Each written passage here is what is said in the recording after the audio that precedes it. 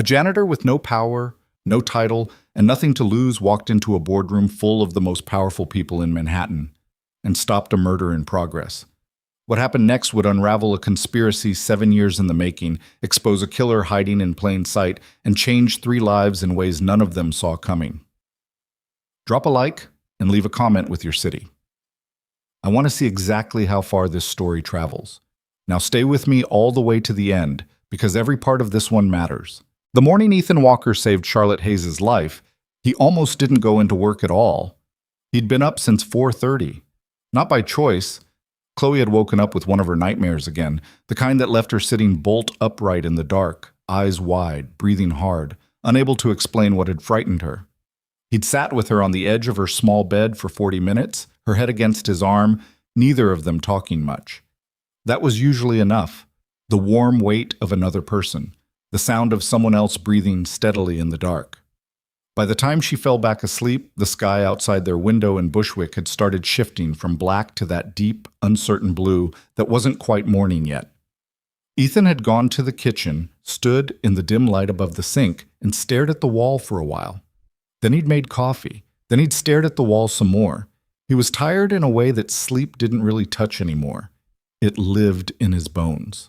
At 6:15, he'd kissed Chloe on the forehead without waking her, left a note on the kitchen table beside her cereal bowl. "Have a good day, Bug.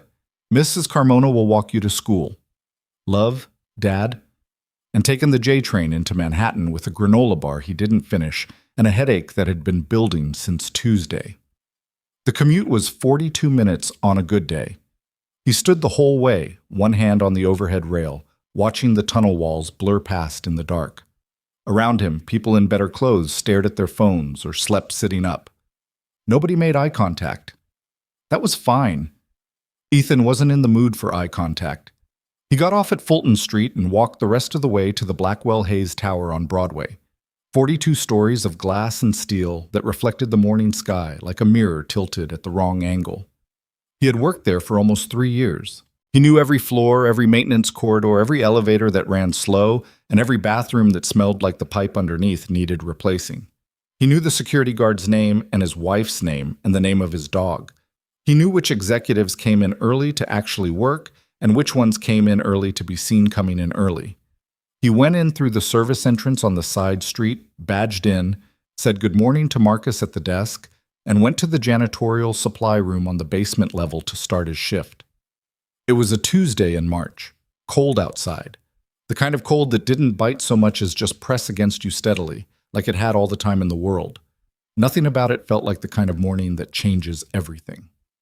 By 8 o'clock, Ethan was working the executive floor, the 38th, where the air was different somehow. Quieter. Thicker, almost. The carpet up here was deep charcoal gray and absorbed footsteps like it was embarrassed by them. The walls were glass and dark wood and muted corporate art that probably cost more than his apartment building. He moved through it with his cart, emptying bins, wiping down surfaces, staying invisible. He was good at invisible. He had been good at invisible for a long time. There was a board meeting scheduled for 9. He knew because Janet from the executive assistant pool had mentioned it yesterday, and also because the 38th floor had been buzzing since he'd arrived. The low electric hum of people who were preparing for something. Printed materials stacked on the conference table. Extra chairs brought in. The big screen at the end of the room glowing with a preliminary slide deck. Ethan kept his head down and did his work. He was finishing up the hallway near the executive kitchen when he heard the voices inside. He wasn't trying to listen. He never tried to listen. But the kitchen door was half open, and the voices were sharp enough to carry. Everything has to be perfect this morning. She's going to need coffee before the meeting. Dark roast, no sugar, no cream. She doesn't take either. I know how she takes her coffee, Sandra. I'm just saying. I've been preparing her coffee for 14 months. I think I remember. Ethan kept pushing his cart. He stopped at the utility closet at the end of the hall, unlocked it, replaced a mop head he'd been meaning to swap out for 2 days. He was in no hurry. Mornings on the executive floor were usually quiet work, and he'd learned to take the quiet when he could get it. He was heading back toward the elevator when he passed the kitchen again. The door was still half open. There was nobody inside now. Sandra and whoever she'd been talking to had moved on. A single cup of coffee sat on the counter near the door, steam rising off it in a thin, steady curl. A small printed card had been placed beside it. Ms. Hayes, board meeting, 9 a.m. He didn't stop. He had no reason to stop. He was 2 steps past the door when he smelled it. It was faint, barely there, half lost in the heavier smell of fresh coffee and the cleaning solution he'd used on the hallway floor 20 minutes earlier. But it hit something in the back of his mind, some dormant register, and stopped him cold. He stood in the hallway for a moment, very still. Then he went back to the kitchen door. He pushed it open a few more inches, leaned in, and breathed carefully. The coffee smell was strong. Dark roast, just like they'd said. But underneath it, faint and chemical and wrong, was something else. Bitter almonds. Not real almonds. The synthetic, too perfect version of it. The kind that didn't come from any food. He knew that smell. He wished, in a deep and visceral way, that he didn't. The boardroom was at the end of the hall. Through the glass walls, Ethan could see maybe 12 people already seated around the long table, tablets and folders in front of them, the low murmur of pre-meeting conversation filling the space. At the head of the table, standing with one hand on the back of her chair and a phone in the other, was Charlotte Hayes. He had seen her before, the way he had seen all the executives, passing in hallways, glimpsed through office glass, observed from the polite, careful distance that his job required. She was 30 years old. She had become CEO of Blackwell Hayes Industries at 28, which had made every financial magazine in the country run some version of the same breathless profile. She was sharp-looking. Not in a soft way. In a precise way. Like something had been engineered rather than just grown. Dark blazer, dark hair pulled back, reading glasses she wore on the bridge of her nose when she was working and pushed up on her head when she was thinking. She moved like someone who was always aware of the room. Ethan stood outside the boardroom door with the cup of coffee in his hand and thought about what he was about to do. It wasn't a complicated thought. The complications were obvious. He was a janitor. He had no credibility, no title, no business interrupting a board meeting full of people who earned in a day what he earned in a year. He had no proof. He had a smell he recognized from a chapter of his life he didn't talk about, and a feeling in his gut that had never fully stopped being reliable. He could be wrong. He could be very, very wrong. He thought about that for maybe 4 seconds. Then he pushed the door open. What? The room went quiet in the way rooms do when something unexpected happens. Not all at once, but in a wave, conversation dying from the door outward as heads turned to find the source of the interruption. Ethan walked to the head of the table. He was still in his uniform. Gray work shirt, gray pants, his name embroidered in dark thread over the left breast pocket. He held the coffee cup carefully, like it was something fragile, though that wasn't quite right. "Ms. Hayes," he said, "don't drink this." The silence stretched. Someone at the far end of the table, a heavy-set man in a blue suit, silver at his temples, the look of a person who had not been interrupted in a very long time, said, "Excuse me?" "I'm sorry to interrupt."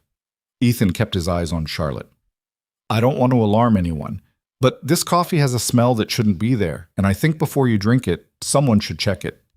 The man in the blue suit let out a short, unpleasant laugh. "Are you serious right now?" "Roger." Charlotte's voice was quiet. She was looking at Ethan with an expression he couldn't quite read. Not alarmed, not dismissive. Attentive, maybe, like someone who had learned to pay attention to things other people filed away as background noise. "Charlotte, this is—" "I heard what he said." She had not moved from her chair. Her eyes went from Ethan to the cup in his hand and then back to Ethan. "You work on this floor?" "Yes, ma'am." "Your name is—" She glanced at the embroidery on his chest, and he watched her read it. "Walker." "Ethan Walker, yes." "What's the smell, Mr. Walker?" The man named Roger made a sound. There were murmurs at the table. Ethan ignored all of it. "Bitter almonds," he said. "It's faint. It's mostly masked, but it's there." "Bitter almonds," Roger repeated, in a tone that managed to be both incredulous and contemptuous at the same time. "You interrupted a board meeting because of a smell." "Roger, stop." Charlotte stood up. She extended her hand toward Ethan. Not for the cup, he realized, but palm down, a gesture. Hold on. She looked around the room. Diane. A woman toward the middle of the table, 50s, silver hair, a kind of quiet authority that sat differently than Roger's loud version, looked up. You still carry that kit? Charlotte asked. Diane reached into her bag without a word. She pulled out a small black case, the kind that looked medical. She set it on the table and opened it. Roger pushed back from the table. You cannot be serious. Charlotte, this is theater. The man is a janitor. He's a person who noticed something and said something. Charlotte's voice had gone very flat. Sit down, Roger. Something in her tone apparently made that feel non-optional because Roger sat down. Diane came around the table. She was calm in a way that made Ethan think she had done things like this before, or things that had required this same quietness in a crisis. She took the cup from Ethan without touching the interior of the rim, set it on a cleared section of the table, and produced a small testing strip from the kit. The room was very quiet. Diane dipped the strip into the coffee for a moment, then withdrew it and set it flat on the table beside the cup. She looked at it. Her expression didn't change exactly, but something in it settled into a kind of stillness. She looked up at Charlotte. Get everyone out of the room, she said. The next 4 hours were a controlled kind of chaos, the sort that large organizations are built to manage even when the people inside them are not managing well at all. The cup went to the NYPD's laboratory. 2 plainclothes detectives arrived within 30 minutes of Diane's call. The board members were interviewed, then released to wait in a separate conference room on a lower floor. The executive kitchen was sealed. Charlotte's office was searched. Sandra, the assistant who'd been arguing about the coffee order in the hallway, was questioned for 90 minutes, crying hard enough that her mascara was completely gone by the end. The test came back at 11:20. Potassium cyanide. Enough of it in the cup to have been lethal within minutes. Ethan was sitting in a small conference room on the 32nd floor when one of the detectives, a woman named Torres, mid-40s, the kind of person who took notes in a very specific way that made you feel like every word you said was being cataloged, came in and told him. He already knew. He had known since the testing strip. We're going to need to talk to you, Torres said, in a more formal context. But right now I just want to understand, how did you know? I wasn't certain, Ethan said, but the smell. Yes. Bitter almonds is the classic description, Torres said, but I've talked to a lot of people who work in labs their whole lives and never actually recognized it. What's your background, Mr. Walker? It was the question he had known was coming.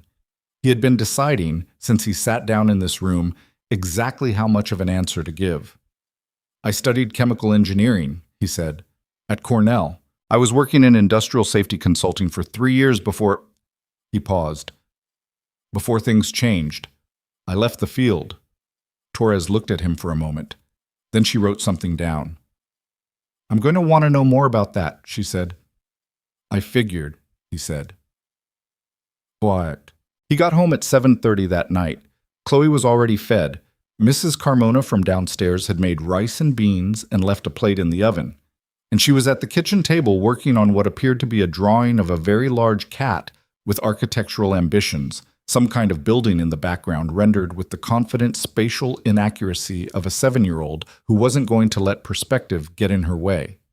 Dad, she said, without looking up, Mrs. Carmona said you called. I did. She said you had to stay late for work stuff. Yeah. She looked up at him then. She had his eyes, dark brown, a little too watchful for a kid her age. She had her mother's mouth. The combination of the two still caught him, sometimes, unprepared. What kind of stuff? She asked. Ethan hung his jacket on the hook by the door. He pulled out the chair across from her and sat down. Complicated stuff, he said. At work? At work. She studied him.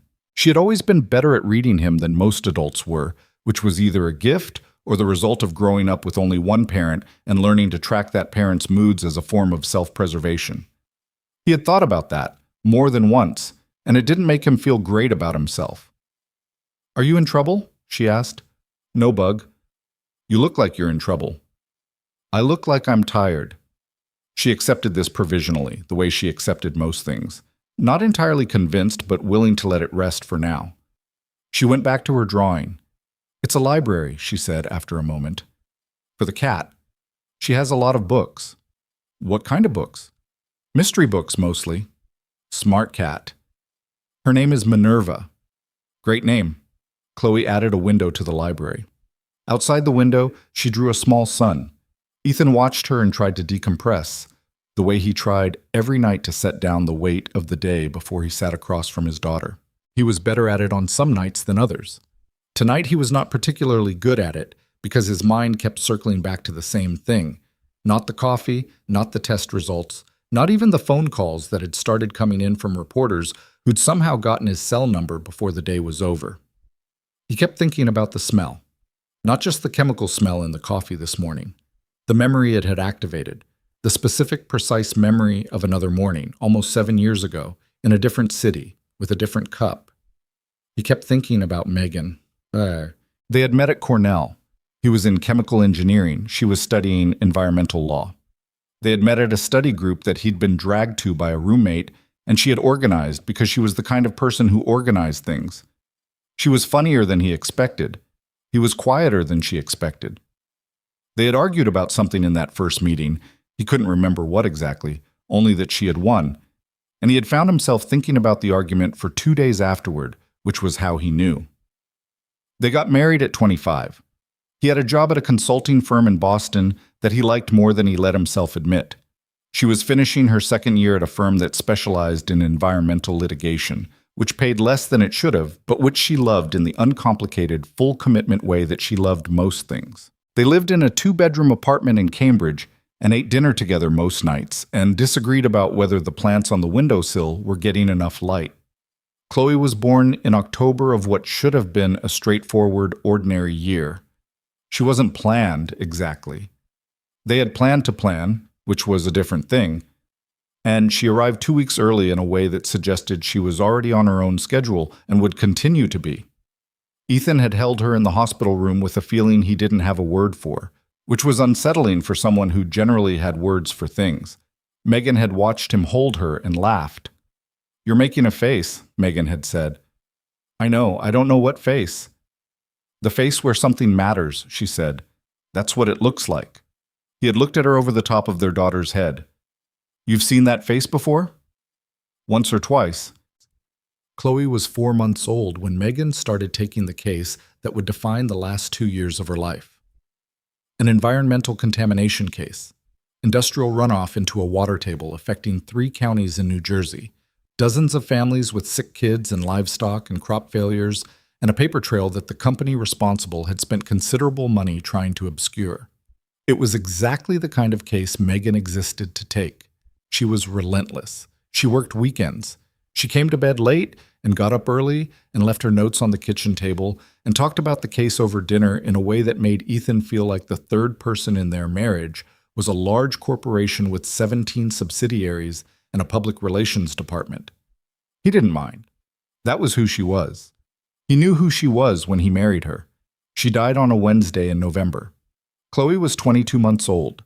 The official finding was accidental poisoning, contamination in an unknown food source. The details were thin and the investigation was thorough enough to satisfy a cursory review and not thorough enough to satisfy Ethan, who spent 6 months filing requests and making phone calls and talking to people who had either nothing useful to say or nothing they were willing to say. And eventually, with a small daughter who needed him present and a grief that was trying to dissolve him from the inside, he ran out of the capacity to keep pulling at threads that wouldn't give. He stopped the consultancy work. It required too much of the part of him that had gone somewhere quiet and hadn't come back. He took a job that required nothing of that part. A job that kept him moving, kept him useful in simple physical ways, kept him invisible enough that he could hold himself together without having to explain himself to anyone. 3 years ago, he moved to New York. He got the job at Blackwell Hayes. He found the apartment in Bushwick. Chloe started school. Mrs. Carmona started walking her when Ethan's shifts ran long. He told himself it was a temporary arrangement, a holding pattern, something to get through until he figured out what came next. 3 years is a long time to hold a pattern. Charlotte Hayes called him the next morning. He was on the subway when his phone buzzed with an unknown number. He almost didn't answer. He'd had 3 calls from unknown numbers yesterday evening that turned out to be journalists, and he'd stopped answering after the first 2, but something made him pick it up. "Mr. Walker?" Her voice was exactly what he expected. Controlled, direct, not warm, but not cold either. Precise, like everything else about her. "This is Charlotte Hayes." He stood up straighter, then caught himself doing it and felt ridiculous. "Ms. Hayes, I hope I'm not calling too early. I'm on the subway. I'll be brief then." A pause. "I want to thank you, in person, if that's acceptable." "You don't have to do that." "I'm aware," she said. "I want to." He watched the tunnel walls go past outside the window. "Okay. Are you coming in today?" "It's my shift, so yeah. Can you come to the 38th floor at 9? I have 30 minutes before my first meeting." He thought about pointing out that he'd be there to clean the floors, not to have meetings, but something about her tone suggested she already knew this and found the observation unnecessary. "Sure," he said. "Thank you, Mr. Walker." She hung up. The man standing next to Ethan on the subway was eating a breakfast sandwich and reading something on his phone. He hadn't looked up once during the call. Ethan stared at his own reflection in the dark window across the car and tried to figure out how he felt about this, and mostly came up with nothing. He felt tired. He felt like someone who'd had 4 hours of sleep and a complicated day yesterday. That was about it. Charlotte Hayes' office on the 38th floor occupied the northeast corner of the building, which meant 2 full walls of glass and a view of the city that was probably supposed to communicate something about power and altitude. She was at her desk when the assistant, a different one, not Sandra, let him in, and she stood up when he entered, which he hadn't expected. She was taller than she looked in the boardroom, or maybe she just occupied space differently when she wasn't surrounded by 12 other people. "Mr. Walker." She extended her hand and he shook it. Her grip was firm in the specific way of someone who had been told, probably early in her career, to make it firm. "Sit down, please." He sat. She sat. She folded her hands on the desk and looked at him for a moment without speaking, and he had the impression that this was something she did deliberately, that the silence was a tool she was comfortable with. "How are you?" she asked. "Fine," he said. "You?" A brief dry something crossed her face, not quite a smile. Processing. She reached for her own coffee, a different cup from a different source, he noticed, and held it without drinking. "The police tell me there are no leads yet. On who prepared the coffee?" "Sandra?" "Sandra has worked for me for 3 years. She has no motive. Her background checks out." Charlotte set the cup down. "But someone got into the executive kitchen early enough that the cameras on that floor were looped, which means someone with either deep technical access or enough money to purchase it. This isn't a spontaneous act. This was planned." She paused. "Carefully planned." Ethan looked at her.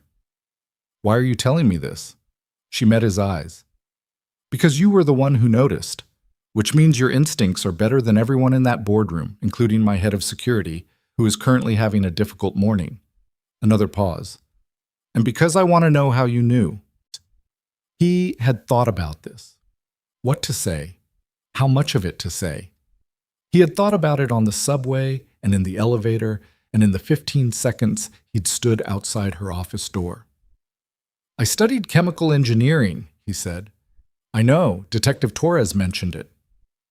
Cyanide compounds have a distinctive smell. It's not something everyone can detect. There's a genetic component to whether someone can smell hydrogen cyanide at all, but potassium cyanide at high concentrations, especially in hot liquid, gives off a similar—" "How did you know to check?" she said. "That's what I mean. Most people walk past a cup of coffee on a counter and don't stop to analyze the smell." He was quiet for a moment. "Something felt wrong," he said. She looked at him. He had the sense she was deciding whether to accept this or push on it, and that the decision would reveal something about her. "Okay," she said. Something felt wrong. She picked up her coffee again. "Mr. Walker, what exactly happened to bring you from a career in chemical engineering consulting to—" She didn't finish the sentence, but she didn't need to. They both knew what she was referring to. Personal reasons, he said. Your wife, she said. The directness of it landed differently than he expected. Not unkindly, just without the usual cushioning that people put around that word, that subject, like they were afraid of bruising you with it. Yes, he said. My wife. Charlotte looked at him for another moment. Then she nodded, and he had the sense that she was filing something away, not discarding it, just setting it aside for now. I want to offer you a formal security consultant position, she said, on a temporary basis through the end of the investigation, compensated at the appropriate rate for the expertise involved. Ethan blinked. I'm a janitor. You're a chemical engineer who's currently working as a janitor, she said, which means you have expertise I'm apparently not paying for. I'd like to correct that, at least temporarily. I haven't worked in the field in almost 6 years. The smell you detected yesterday would be current enough for my purposes. She pulled a folder from the side of her desk. He had the impression it had been prepared before he walked in. I'm not asking you to run a laboratory. I'm asking you to help me understand what I'm dealing with, given that the people I've been paying to handle my security clearly missed something significant. He looked at the folder. He didn't pick it up. I have a daughter, he said. She's 7. I can't take on something that... The position would be on your terms, she said. Your hours, your boundaries. I'm not asking you to compromise your home situation. I'm asking for your expertise and your judgment. He sat there with the folder between them and thought about what it would mean to say yes. He thought about what it would mean to say no. He thought, without wanting to, about the smell in the coffee, about the smell he had encountered once before, in a context he had spent 6 years trying not to think about directly. I'd need to see what you're dealing with, he said, before I commit to anything. Charlotte pushed the folder across the desk. He picked it up. The folder contained the preliminary findings from the internal security review, heavily redacted in places, but enough to see the shape of what they were working with. The camera loop on the 38th floor had been executed remotely from an IP address that traced back to a server in a data center in Jersey City, which had already gone dark. The coffee had been prepared by an automated system in the executive kitchen, one that accepted schedule inputs from an executive management interface. Someone had accessed that interface with credentials that should not have been accessible from outside the company's secure network, but they had been. Inside job, Ethan said. That's the working theory, Charlotte said. How many people have access to the executive management interface? In theory, 7. In practice, anyone who managed to obtain the credentials of one of those 7. She paused. Which is a much larger number, potentially. He closed the folder. He looked up at her. Do you have a list of people who would benefit from your removal from this company? Something complicated moved through her expression. It came and went too fast for him to catalog. I have several, she said. Would you like to see it? Yes, he said. She reached into the same drawer and produced a second folder. This one she held for a moment before handing over. Mr. Walker, she said, before you look at that, Ethan, he said. He wasn't sure why he said it. It came out before he'd considered it. She absorbed this without reaction. Ethan, before you look at this, I want to be clear about something.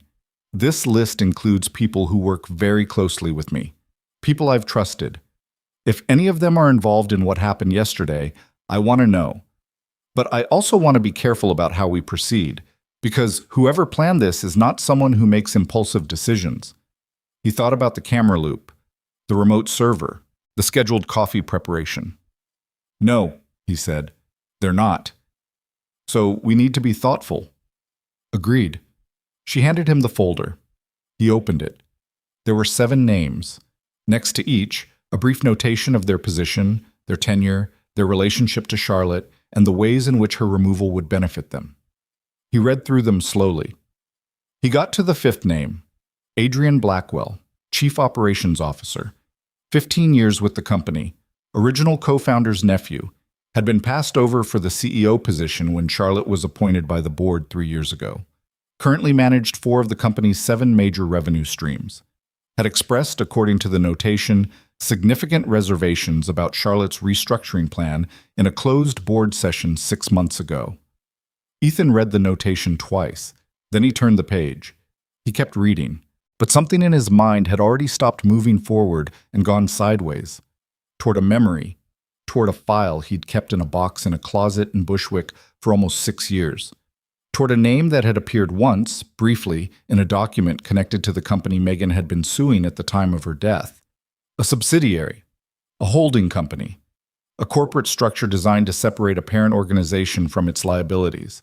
The parent organization had been a subsidiary of Blackwell Industries. He kept his face very still. He finished reading the folder. He set it down on the desk. "Okay," he said. "I'll take the position." Charlotte looked at him. "What changed?" she said. "I have a question," he said, instead of answering her. "Adrian Blackwell. He's related to the company's original founder? His uncle, Marcus Blackwell, founded the company 40 years ago. He passed away 8 years ago. The family retains a significant ownership stake. And Adrian's been here since the beginning? Nearly 15 years. He built the operations division essentially from nothing." She paused. "He's also been the most consistent voice of opposition to my leadership since I took over, which I'm aware of, which is why his name is on that list." Ethan looked at his hands, at the folder on the desk, at the window behind Charlotte's head and the city beyond it, gray and immense and indifferent. "What do you know," he said carefully, "about the company's history with environmental litigation?" Charlotte's eyes sharpened, just slightly. "That's a specific question." "It is. There have been several cases over the years, mostly resolved. The company's legal team handles them." She tilted her head. "Why?" "I'll explain when I know more," he said. "Can I get access to the company's litigation history, going back 10 years? A pause. Then, "Yes, I'll have my legal department give you read-only access." "Thank you." "Ethan." Her voice had shifted slightly, not softer, but different, like she was choosing a different register. "Is there something you know that you haven't told me yet?" He thought about the box in the closet. He thought about the files inside it, which he had not opened in almost 4 years. He thought about Megan, and about the case she had been building, and about the day he had come home to find her on the kitchen floor, and the paramedics arriving too late, and the investigation that had found nothing, officially. "Not yet," he said. "I need to check something first." She studied him. She had the look of someone accustomed to incomplete information and not loving it, but willing to accept it provisionally.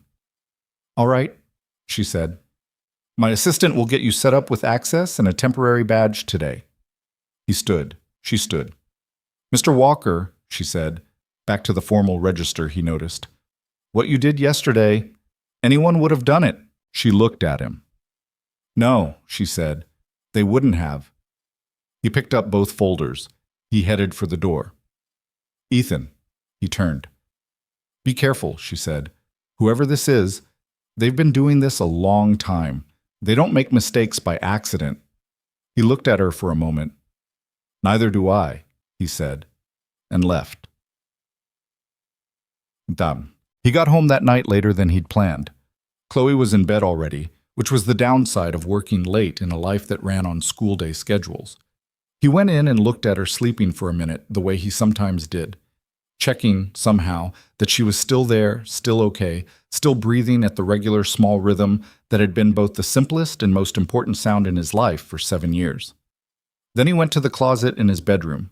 He moved 3 boxes of winter clothes, a disassembled shelving unit, and a trash bag full of Chloe's 2 small clothes that he kept meaning to donate.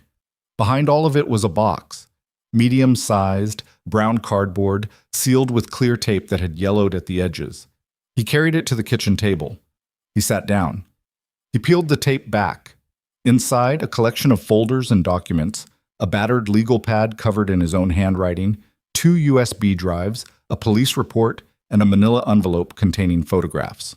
On top of everything was a photo he hadn't put there intentionally. It had just migrated over the years, to the top, the way some things do.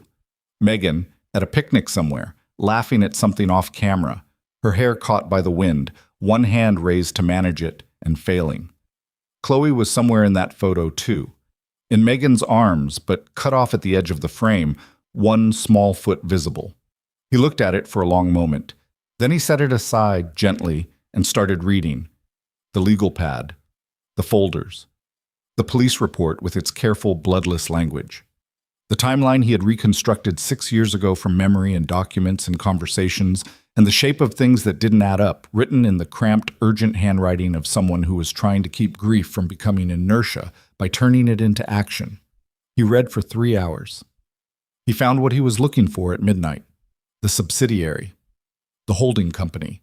The name that appeared in the corporate structure 3 levels down from Blackwell Hayes Industries, connected to the same consortium that had been responsible for the contamination case.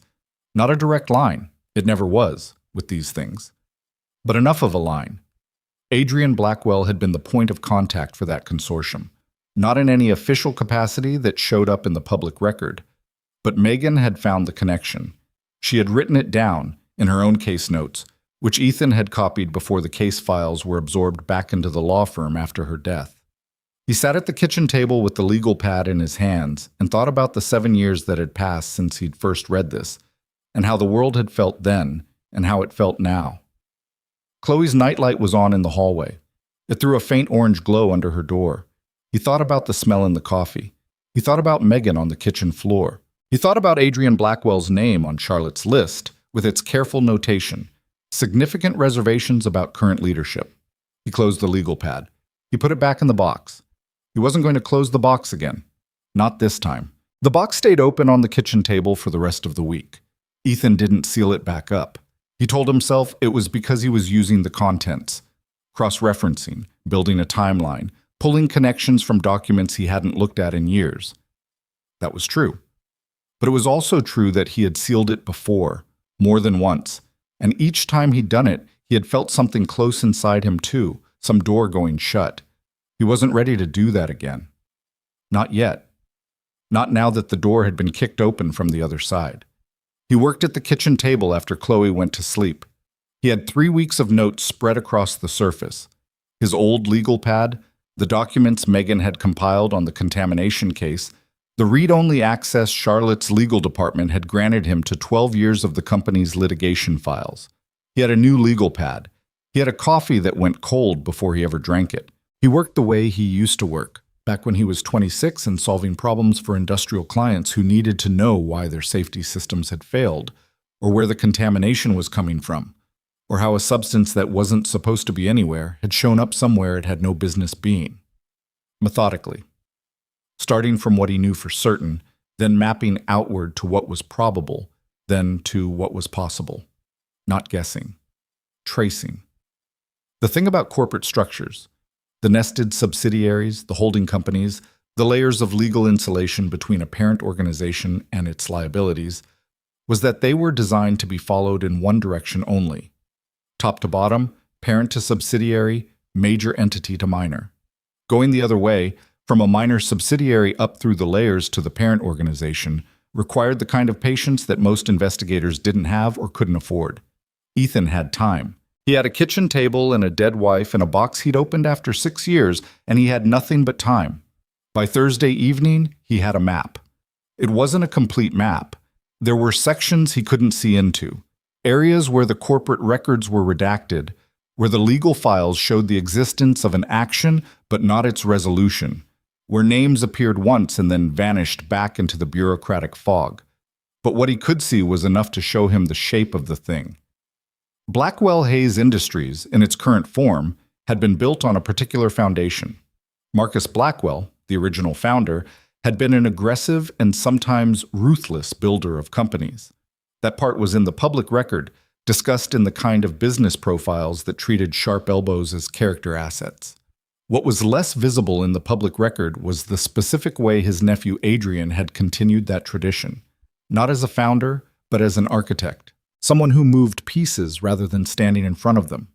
The contamination case that Megan had been working on, the industrial runoff, the 3 counties, the sick kids, and the poisoned water table, had been connected to a consortium of companies. That consortium had a managing partner. The managing partner was a holding company registered in Delaware. The holding company had 3 directors. One of them was a man named Raymond Voss. Ethan looked up Raymond Voss. Raymond Voss had spent 20 years working as a corporate attorney specializing in environmental liability. He had retired 5 years ago.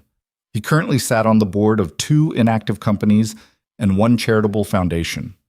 He was 64 years old and lived in Connecticut. He also had, until 8 years ago, been the personal attorney for Marcus Blackwell. Ethan wrote this down. He wrote it down and stared at it and thought about what it meant. Not what it proved, because it didn't prove anything yet, but what it suggested, the shape it added to the map. Adrian Blackwell had grown up inside this company. He had watched his uncle build it. He had learned from the ground up how the layers worked, how to structure a liability, how to insulate a parent from consequences, how to create distance between the person making a decision and the record of that decision. And he had been, according to Megan's case notes, the unnamed point of contact for the consortium at the time of the contamination case, the case that Megan had been building when she died. Ethan put down his pen. He sat back in his chair and looked at the ceiling for a while. He was not a person who reached for the most extreme conclusion. He never had been. It was part of what had made him good at his job, back when he had a job in a field that required calibrated thinking. You looked at the evidence. You built the chain link by link. You did not jump to the end because the end was where you wanted to land. But the smell in the coffee had been real. The test results had been real. And the chain of connections between Adrian Blackwell and the case that Megan had died in the middle of was not imaginary, even if it was currently circumstantial. He picked his pen back up. He had work to do. He met with Charlotte on Friday morning in her office, with the door closed and her assistant asked to hold everything for 45 minutes. She was already at her desk when he came in. She had what appeared to be 3 separate reports open on her screen and a cup of coffee. From a sealed thermos she'd started bringing from home this week, he'd noticed, sitting on a small mat at the edge of the desk. She had dark circles under her eyes that her makeup hadn't fully addressed, which surprised him somehow. He'd been carrying a picture in his head of her as someone who handled things without visible damage, and the circles reminded him that this was not, in fact, a realistic picture. "You look like you haven't slept," she said, when he sat down. "You look like you haven't either." She glanced at her coffee. "I'm averaging about 4 hours." "Why?" "Because someone tried to kill me 6 days ago, and I still don't know who or why or whether they're going to try again," she said.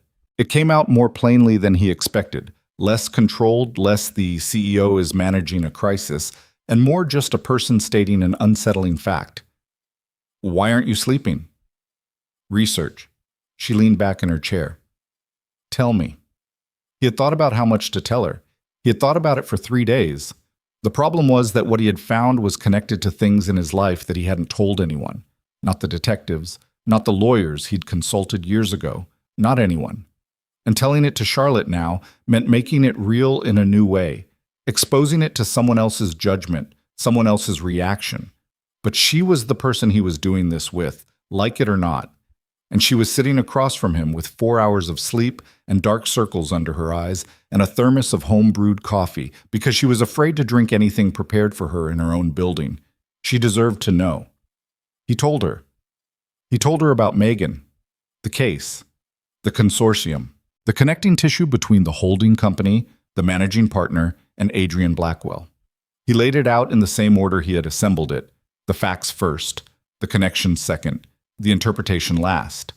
And he watched her face as he did it. She listened the way she did most things, intently, without interrupting, with a specific quality of attention that made him feel like every word was being processed rather than just heard.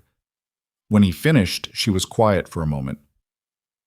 "Your wife was building a case that could have exposed this consortium," she said. "And the consortium was connected through several layers to this company," he said, "specifically to the Blackwell family holdings. And she died. Officially accidental poisoning, no source ever identified." Charlotte looked at him. Her expression was careful, not skeptical, not convinced, just measuring. "Ethan," she said, "I need to ask you something." "Go ahead. Is it possible? I'm not dismissing anything you've told me, but is it possible that you're connecting these things because you want them to be connected? Because if Adrian is responsible for what happened to Megan, then her death means something. It wasn't random, and that, I know what you're doing," he said. It came out quietly. "You're asking me to examine my own motivation," which is a fair question. It is. The answer is that I've been asking myself the same thing for 5 days. He met her eyes. But the documents are real. The corporate structure is real. The connection between Raymond Voss and your company is real and verifiable. I'm not asking you to take it on faith. I'm asking you to look at it. She held his gaze for a moment. Then she reached across the desk. Let me see what you have. He opened the folder he'd brought and laid it out for her. The relevant pages organized by chain of connection. She read through it slowly. She turned pages without rushing. She went back twice to earlier pages in a way that meant she was cross-referencing, which meant she was thinking. The holding company, she said. I've seen this name before. Where? There was a legal review about 3 years ago, just after I took over. There were several dormant entities in the company's structure that my legal team was recommending we formally dissolve. This was one of them. She tapped the page. Adrian recommended against dissolving it. He said there were pending tax implications. My legal team accepted that explanation. Ethan was very still. Did they investigate it further? No, it seemed like a routine internal decision. She set the page down. I should have asked more questions. You couldn't have known. I should have asked more questions, she said again, which was not, he noticed, the same as accepting his reassurance. She sat there for a moment with her hands flat on the desk. If Adrian is involved in this, she said, I need to understand what he's trying to accomplish. Not just with the poisoning, with all of it. What does he actually want? The company, Ethan said. Control. If you're removed, whether by death, scandal, or board action, the operations division reports directly to the board, and the board chairman is the one person who's consistently Victor Hale, she said. Victor Hale has a 15-year relationship with Adrian, Ethan said. I found 6 separate board votes where Hale either supported Adrian's position directly or abstained in ways that benefited it. Charlotte closed her eyes for exactly 1 second, then opened them.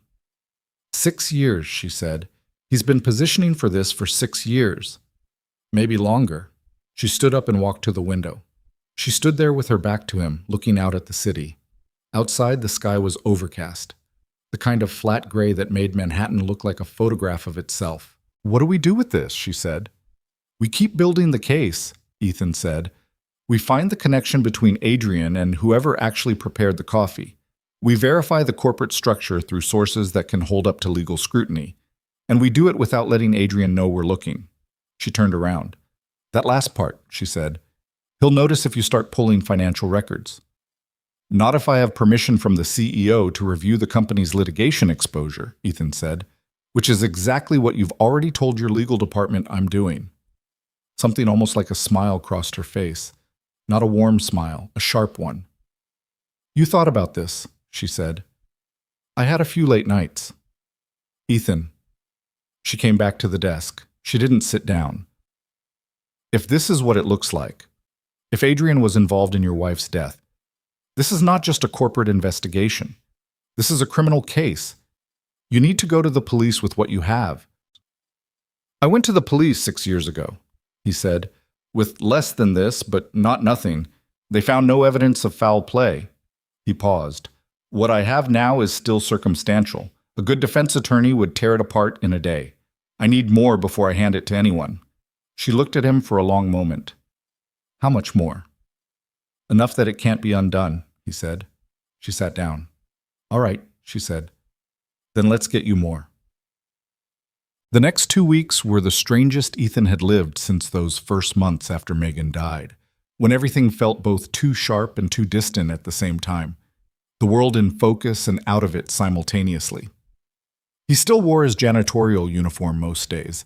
It wasn't required, but he kept doing it, partly because the temporary consultant badge got him everywhere he needed to go anyway, and the uniform kept him invisible, and partly, he admitted this to himself around day 9, because he was still not entirely sure who was watching, and he did not want whoever was watching to notice that he had changed.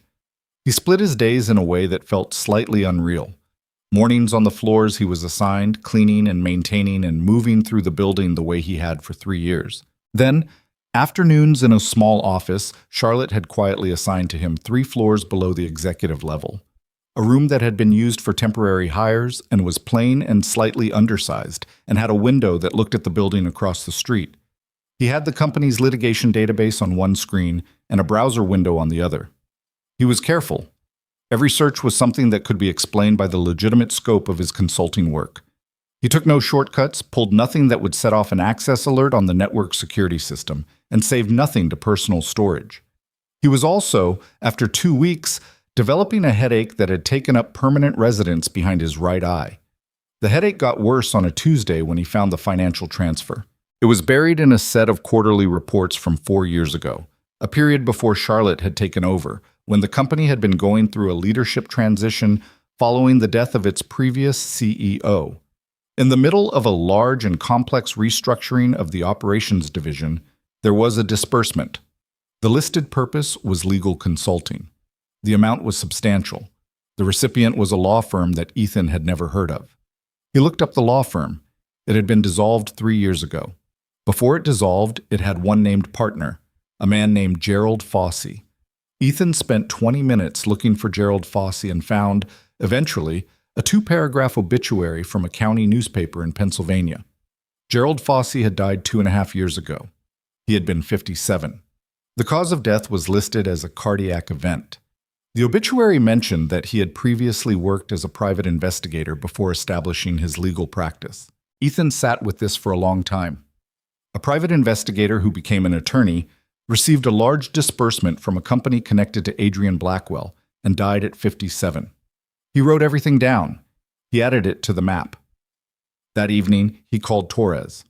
He had spoken to her twice since the initial interview. Once when she had called to follow up on details about the morning of the poisoning. Once when he had asked a carefully framed question about the status of the investigation that she had answered with a carefully framed non-answer. They had a workable relationship. He gave her what he could. She gave him enough to keep him from going completely blind on the police side of things. "I have something," he said when she picked up. "Does it relate to the active investigation?" she said. This was cop speak for, "Are you about to tell me something I need to evaluate as evidence?" "It might. It also might go further back than you're looking." A pause. "How far back?" 7 years, he said. Another pause. Longer. "I'm going to need you to come in," she said. "I know." "Tomorrow morning?"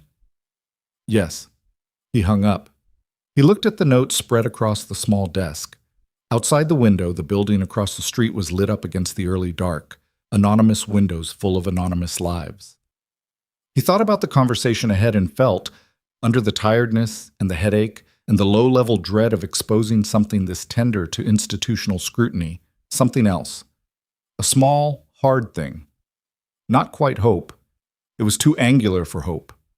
More like the feeling of a door that had been shut for a long time, creaking open on a hinge that still worked. He didn't tell Chloe what he was doing. She was 7. There were things about her father's life that she would understand when she was older and didn't need to understand now.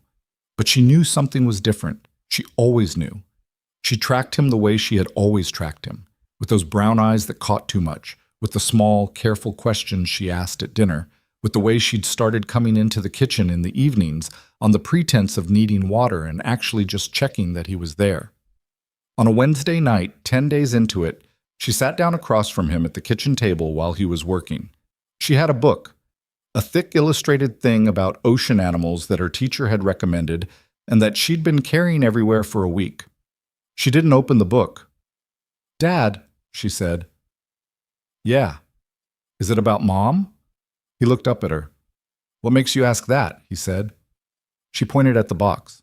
He'd moved it to the corner of the kitchen table, but it was still there, still open, the edges of folders visible over the top. "That box," she said. "I saw her picture in it, one time when you were in the bathroom." He didn't say anything for a moment. He thought about what a 7-year-old needed and what a 7-year-old could hold and what it meant to be honest with a child without handing her weight she wasn't built for yet. "Yes," he said. "It's partly about Mom." Chloe looked at the box. "Good stuff or sad stuff?" "Probably both by the time it's done." She nodded. She opened her book. She turned to a page about bioluminescent creatures in the deep ocean. Things that made their own light in places where no light naturally reached. Okay, she said, in the tone she used when she'd decided to accept something provisionally. They sat in the kitchen together. Ethan read his documents. Chloe read about deep-sea creatures. The refrigerator made its small noise. The city outside went about its business. After a while, without looking up from her book, Chloe said, "Is the lady you work for nice?" He thought about Charlotte, her precise manner, the dark circles she was hiding less well each day. The way she'd said, "I should have asked more questions twice," like she was making a note to herself rather than seeking comfort. "She's complicated," he said. Chloe considered this. "That's okay," she said. "Complicated can be nice." Ethan looked at his daughter for a moment. "Yeah," he said. "I think you're right." The meeting with Torres was in a conference room at the precinct, not an interrogation room, which he took as a good sign. Torres had a younger detective with her named Park, who took notes in a precise mechanical way that gave Ethan the sense he hadn't been asked for his opinion yet in his career and was fine with that. Ethan laid out what he had. He did it the way he'd laid it out for Charlotte. Facts, connections, interpretation, in that order. He had brought printed copies of everything relevant, organized in a folder he'd compiled the night before while Chloe slept. Torres listened.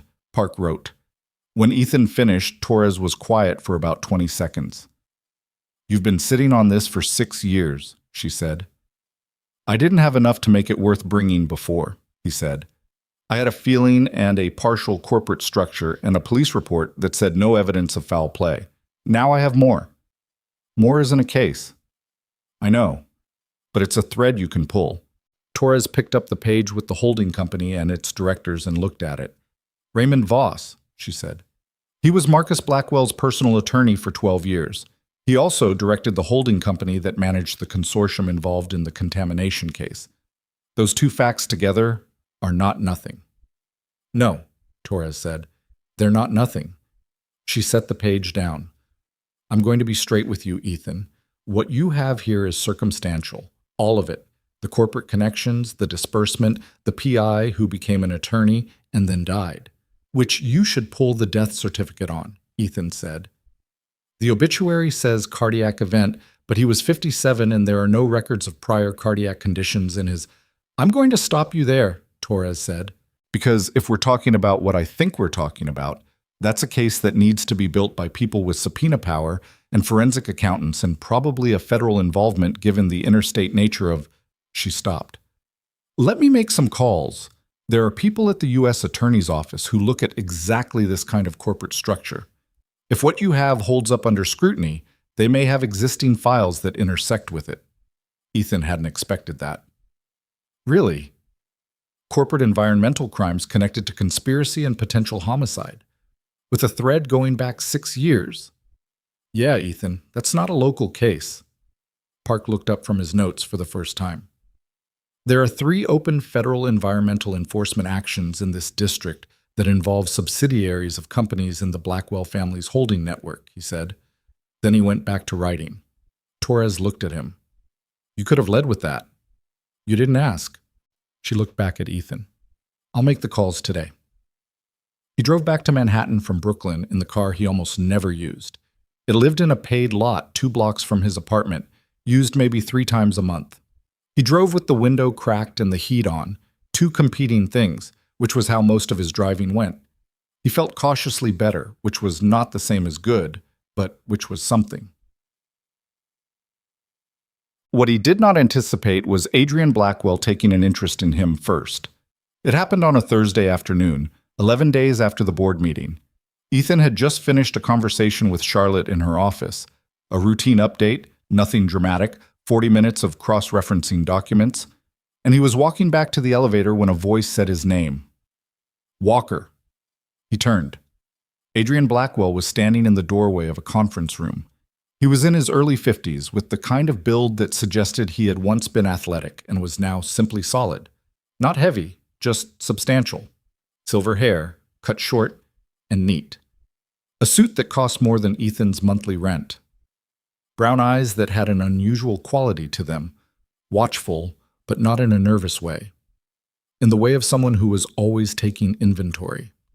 Mr. Blackwell, Ethan said, you're the man who saved Charlotte's life. He said it pleasantly. Not warmly, but pleasantly. The tone of someone making a statement of fact to which they have attached no particular feeling. I smelled something off. I reported it. Modest? Blackwell tilted his head slightly. Come in for a minute. It was not quite a request. Ethan noticed this. He went in. The conference room was one of the mid-floor ones, less ostentatious than the executive suite, functional rather than impressive. Blackwell closed the door. He didn't sit. I wanted to thank you, Blackwell said. Personally. What happened was deeply troubling for all of us. Charlotte is more than just a colleague. Of course. I understand she's brought you on in a consulting capacity. Temporarily, yes. Chemical engineering background? That's right. Blackwell nodded slowly. He was looking at Ethan in that inventory-taking way, and Ethan kept his expression neutral and his posture relaxed. The specific, practiced relaxation of someone who did not want to be read. Where did you study? Blackwell asked. Cornell. Good school. What brought you to facilities management? Life happens, Ethan said. I needed work that fit my situation. Your daughter, Blackwell said. Ethan felt something contract in his chest. He kept his face very still. I've heard you mention her, Blackwell said, with the slight reasonableness of a man explaining himself. In the break room. People talk. A pause. Raising a child alone is hard work. You should be proud of managing it. I am, Ethan said. Are you married? I don't mean to pry. Widowed. I'm sorry. The condolence was flawless, rehearsed sounding, but so were most condolences. That was the nature of the formula. How long ago? 7 years. Difficult. Blackwell moved to the window. He looked out at the street below. You know, in all my years with this company, I don't think I've ever met a facilities employee who had this kind of background. It's unusual. I suppose it is. Charlotte is lucky that you were paying attention that morning. He turned back. As are the rest of us, of course. That sort of violence inside a corporation, it's destabilizing. Beyond the obvious tragedy, it creates an atmosphere of suspicion. He looked at Ethan. I imagine you've been speaking with the police. As a witness, yes. And in your consulting capacity? Have they been utilizing your expertise? There it was, the thing the pleasantness had been moving toward. A direct question, dressed in the grammar of concern. Ethan met his eyes. Mostly I've been doing what Charlotte brought me in for. Reviewing litigation exposure, technical review. Fairly dry work, honestly. I imagine so. Blackwell smiled. It reached his eyes but didn't stay there long. Well, I won't keep you. I just wanted to express my appreciation. He moved to the door and held it open. Ethan walked past him into the hallway. Walker, Blackwell said behind him. He turned. If you ever need anything, a reference, a proper position somewhere that makes better use of your background. Blackwell spread his hands, a gesture of open generosity. Don't hesitate. I appreciate that, Ethan said. We take care of people who look out for this company, Blackwell said. That matters to me. Ethan nodded once. He went to the elevator and pressed the button and stood with his back to the conference room until the doors opened. He stepped in. The doors closed. He exhaled slowly. We take care of people who look out for this company. He thought about Raymond Voss. He thought about Gerald Fossey at 57 with no prior cardiac history. He thought about how carefully the words had been arranged, the friendliness, the gratitude, the offer of help, the knowledge that he had a daughter. He thought, that was a warning. He got off at the lobby level. He went out through the service entrance on the side street into the cold March air. He stood on the sidewalk for a moment with his hands in his pockets, watching the traffic. His phone buzzed. Charlotte. He picked up. How did it go with Torres? Well, I think she's making calls to the U.S. Attorney's Office. A pause. Good. Then, did anything happen this afternoon? You sound... I had a conversation with Adrian Blackwell, he said. The silence on her end had a particular quality to it. What kind of conversation? She said. The kind where someone thanks you very warmly and makes sure you know they know your daughter exists. Another silence. Longer. "Ethan," she said, "are you still at the building?" "I just left." "Go home," she said. "Not to your office. Go home and stay there tonight." He almost said, "I'm fine." He stopped himself because that would be reflexive rather than honest, and he had been trying to be more honest with himself than he had been for the last 6 years. "Okay," he said. "I'll be in touch tonight," she said. "Lock your door." She hung up. He walked to the subway. The city moved around him. People and cabs and delivery trucks and all the ordinary machinery of an ordinary Thursday. Nobody was watching him. Almost certainly nobody was watching him. But he walked to the end of the platform and stood with his back to the wall anyway, watching the tunnel, waiting for the train. He thought about Chloe's question from the night before. "Is the lady you work for nice?" He thought about Charlotte's voice on the phone just now, stripped of the executive composure, just a direct instruction from someone who was also, under everything, afraid. "Complicated can be nice," Chloe had said. The train came out of the dark, roaring. Ethan got on. The call from Torres came on a Monday morning while Ethan was making Chloe's lunch. He had one hand on the bread and his phone wedged between his ear and his shoulder, and Chloe was across the kitchen putting her backpack together with the chaotic methodology of a 7-year-old who had not yet internalized the concept of doing one thing at a time. She was talking about something, a project at school, something involving papier-mâché and a volcano, and Ethan was managing 2 conversations at once, which was a skill single parents developed out of pure necessity. "The U.S. Attorney's Office has an existing file," Torres said, without preamble. "Goes back 4 years. They've been building a parallel case on environmental violations connected to subsidiaries in the Blackwell Holding Network. When I sent them what you gave me, they called back in 6 hours. Ethan put down the bread. 6 hours, he said. "They want to meet with you, this week, if possible." Chloe looked up at him. He held up one finger, 1 minute, and she went back to the backpack and the volcano project with the infinite patience she did not actually possess, but performed acceptably. "When?" Ethan said. "Wednesday, their office in the Southern District." A pause. "Ethan, they were interested, specifically interested, not politely interested. The file they have, and it's bigger than what you gave me. If yours connects to theirs the way I think it does." "What about the poisoning, the active investigation?" "Still running, but federal involvement means more resources. And if we can tie the poisoning to a pattern of conduct going back 7 years..." She didn't finish the sentence. She didn't need to. "I'll be there Wednesday," he said. He hung up.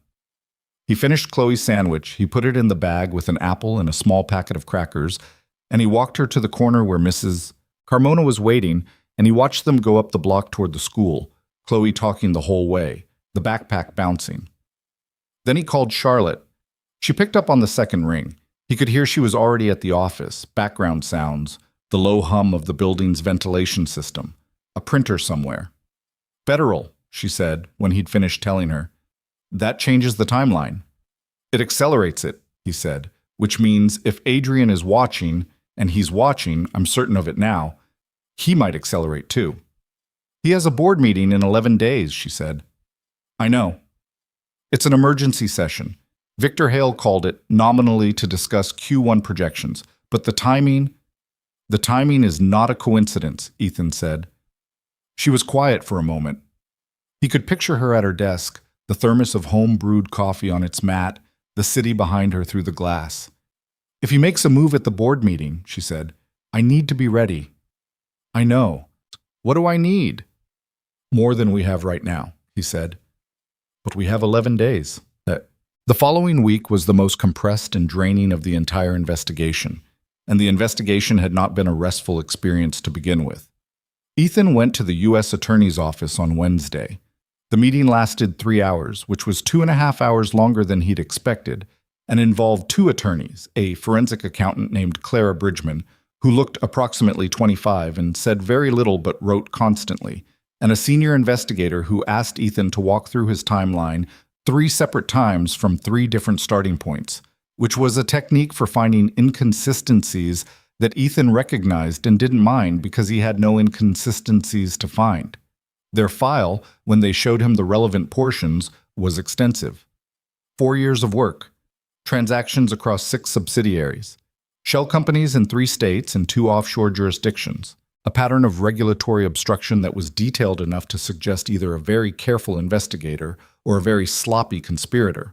And the more Ethan read, the more he came to believe it was the latter. Adrian Blackwell was skilled, but he had been operating for so long without consequence that he had, in places, stopped being careful. The potassium cyanide in the coffee had been one of those places. Not his execution of it, the camera loop, the remote access, the automated preparation system. Those were careful. But the decision to move against Charlotte at all, right now, at this particular moment, that was impatience. That was someone who felt the walls moving and made a mistake. What the federal file didn't have yet was the connection to Megan's death. That thread was still circumstantial. The corporate structure, Raymond Voss, the disbursement to Gerald Fosse's law firm. But Bridgman, the forensic accountant, had looked at the Fosse disbursement for about 30 seconds before looking up and saying quietly, "There are 3 more like this. Different names, different years. I'll pull them."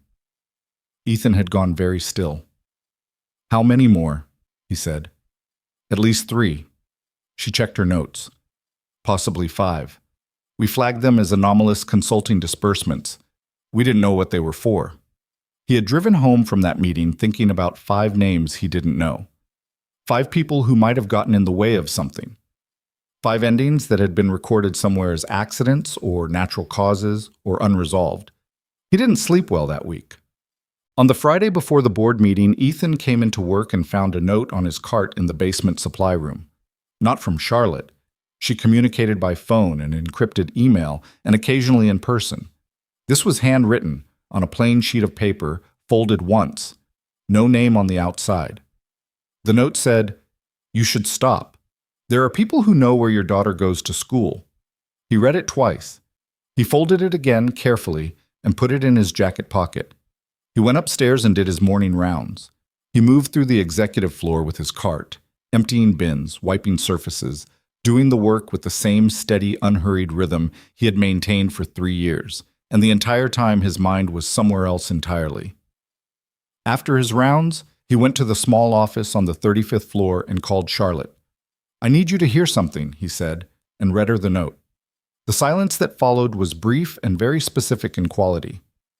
"Ethan," she said, "I'm sorry.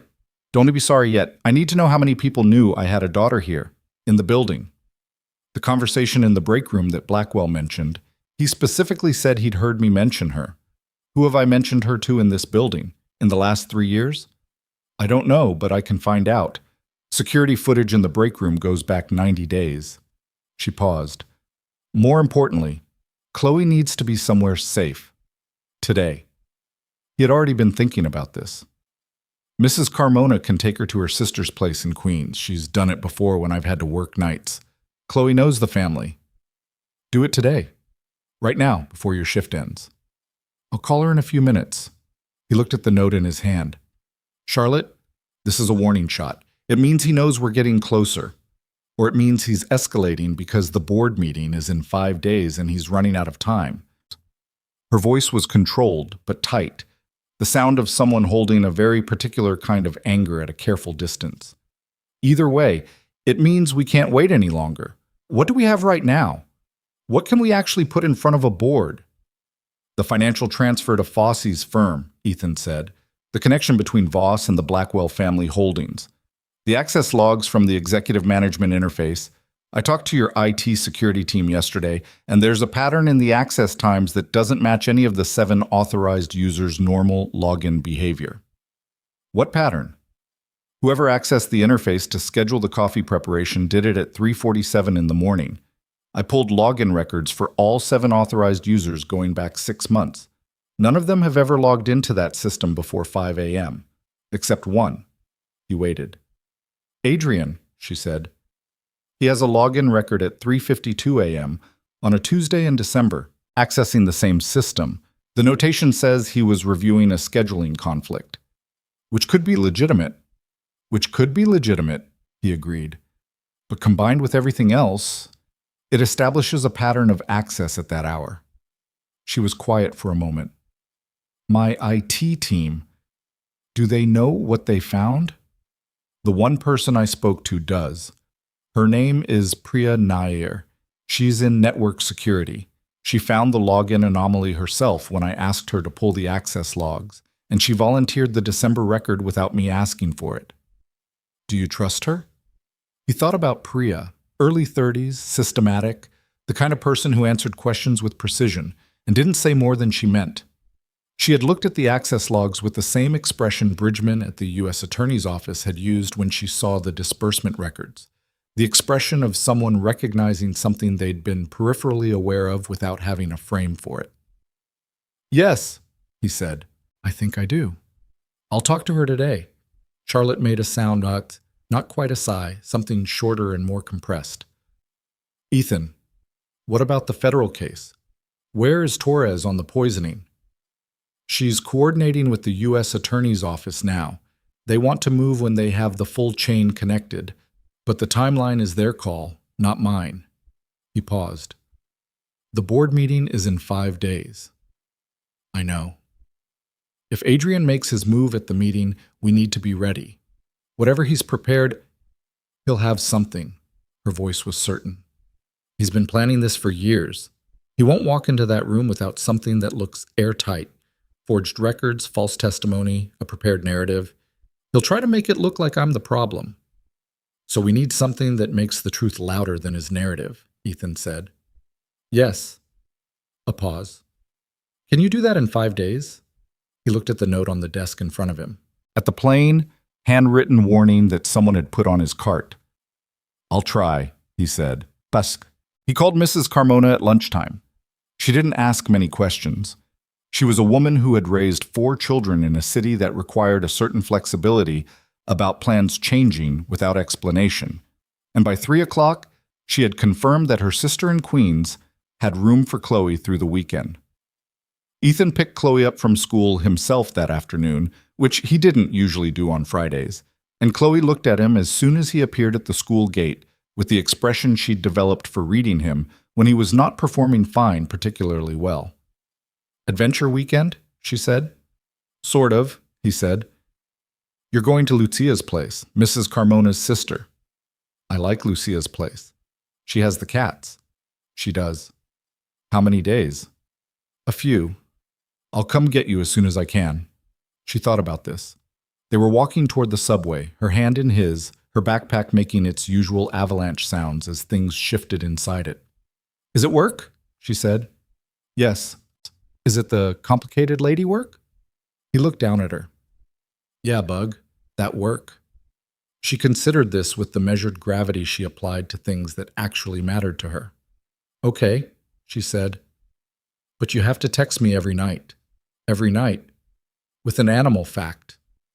He had started sending her animal facts when she was 5, a habit that had begun because she'd asked him why penguins walk the way they do, and he hadn't known and had looked it up, and she'd decided that this was a good use of communication.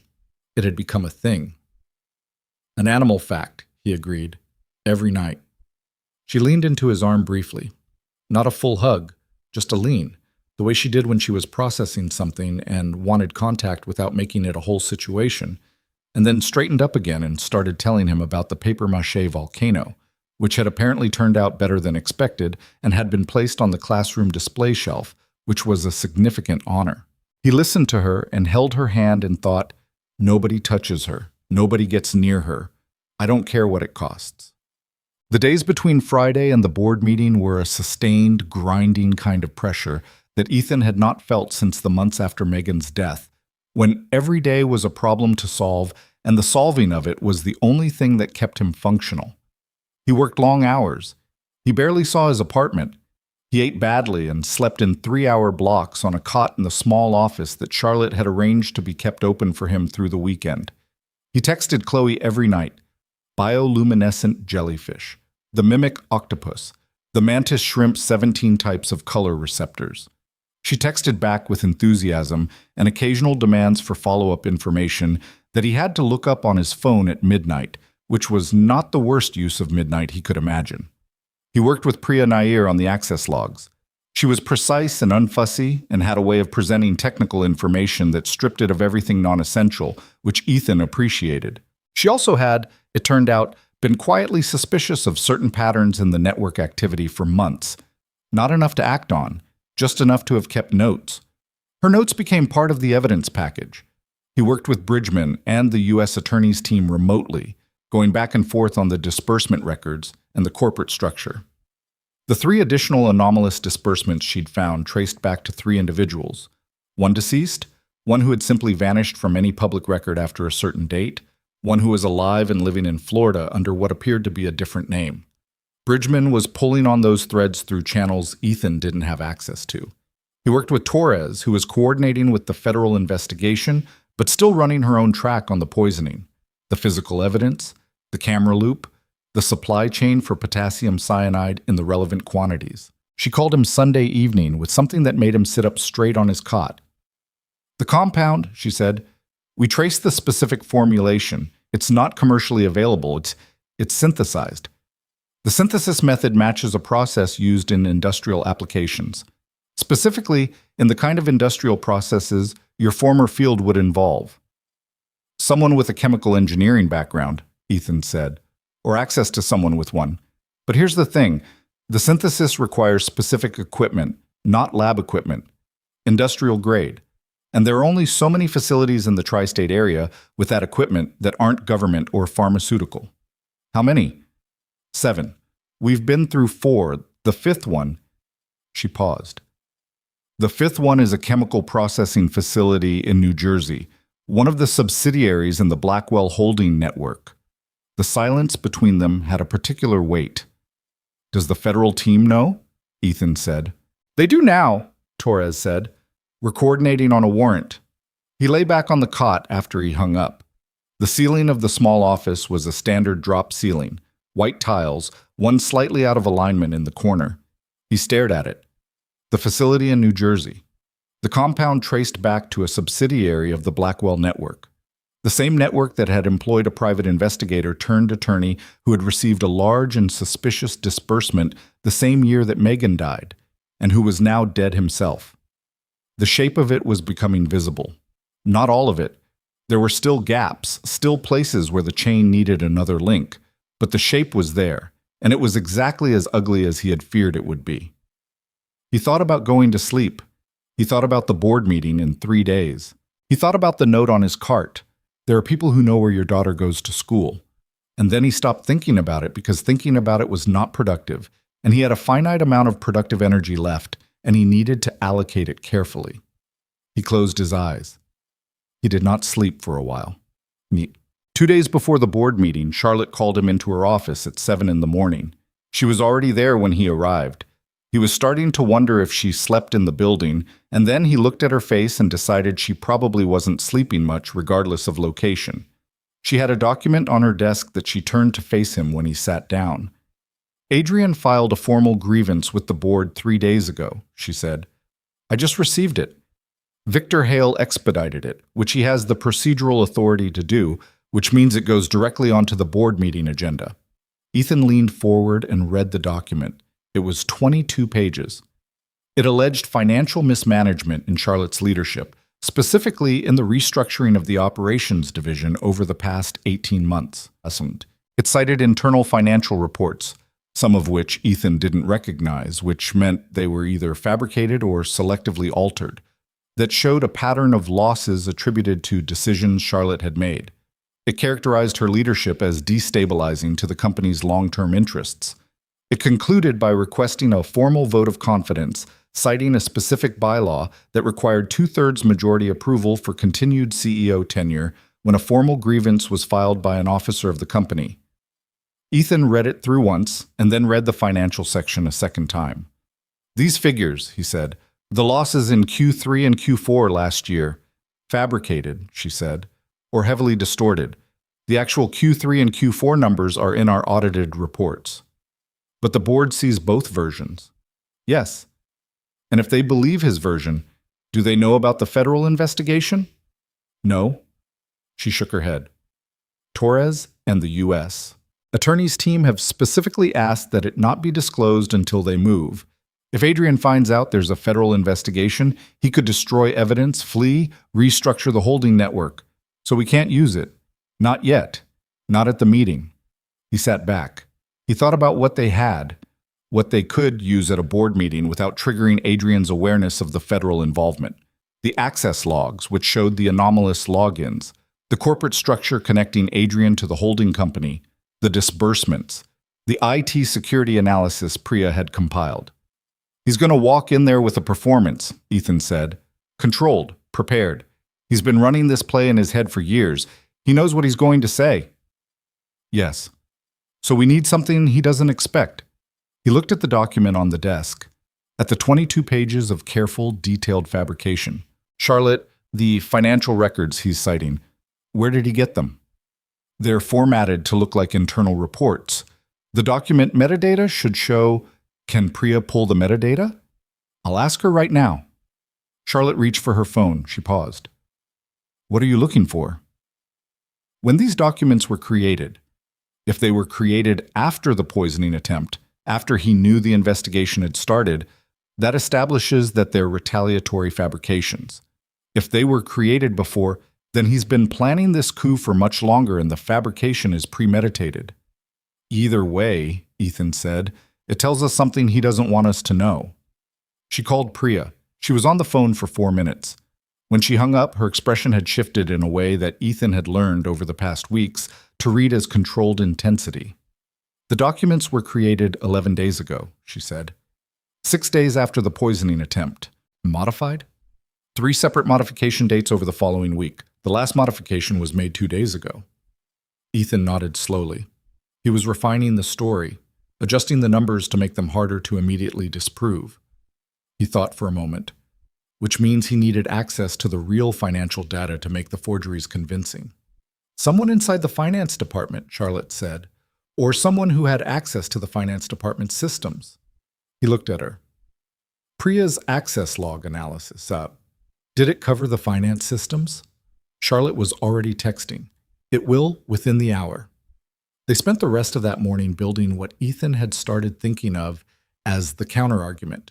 Not just a defense against Adrian's grievance, but a dismantling of it, layer by layer. Priya found 2 unauthorized access events in the finance department's document management system, both attributed to credentials belonging to a junior analyst named Terry Wicks, who had been on medical leave for the past month and had not been in the building.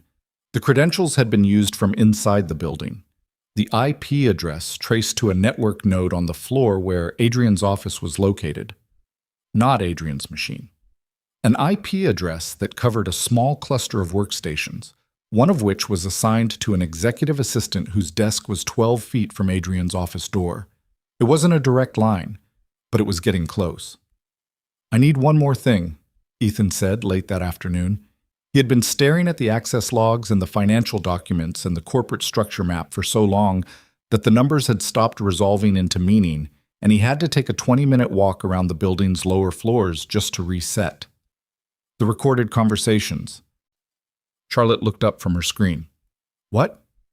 The board meeting. Has anyone been recording Adrian's conversations? We can't record conversations without consent in New York. I'm not asking about wire recordings. I'm asking whether anyone has been in a meeting with Adrian in the last month who took contemporaneous notes. Written or digital doesn't matter. Notes taken during a meeting are not a recording, but they're documentation. She thought about this. His conversations with Victor Hale, she said slowly. There are minutes kept for all formal executive meetings. Adrian and Victor have had 3 formal meetings in the last 6 weeks. I have access to the minutes. Do the minutes reflect anything about the board meeting? That's what I'm about to find out. She pulled the meeting minutes. They went through them together, sitting side by side at her desk for the first time rather than across from each other, which felt different in a way that neither of them commented on. The first 2 meeting sets were routine. The third one, held 8 days ago, was different. The minutes were brief, which itself was notable for a 90-minute meeting. But in the notes section, the minute taker had recorded a direct quote from Victor Hale. We need this settled before Q2 projections are presented to the investment group. The situation as it stands is untenable. Ethan read this twice. The investment group, he said. Who is that? It's a consortium of our major institutional investors. They have an annual review meeting in 6 weeks. She stared at the quote. Victor is telling Adrian they need to remove me before that meeting, before the investors see Q2 projections and ask questions. Because Q2 projections are going to look good, Ethan said. Your restructuring is working. If the investors see those numbers, they'll reaffirm my position strongly. She leaned back. And if I'm removed before they see them, the story becomes mismanagement under my leadership and a correction under new management. Adrian's management. Yes. The room was quiet for a moment. Ethan looked at the screen, at the minute-taker's brief transcription of Victor Hale saying the situation as it stands is untenable. He thought about how carefully it had all been arranged, the timing, the grievance document, the fabricated financial records, the board meeting scheduled before Q2 projections could speak for themselves. He's thorough, Ethan said. He's had years to be thorough, Charlotte said.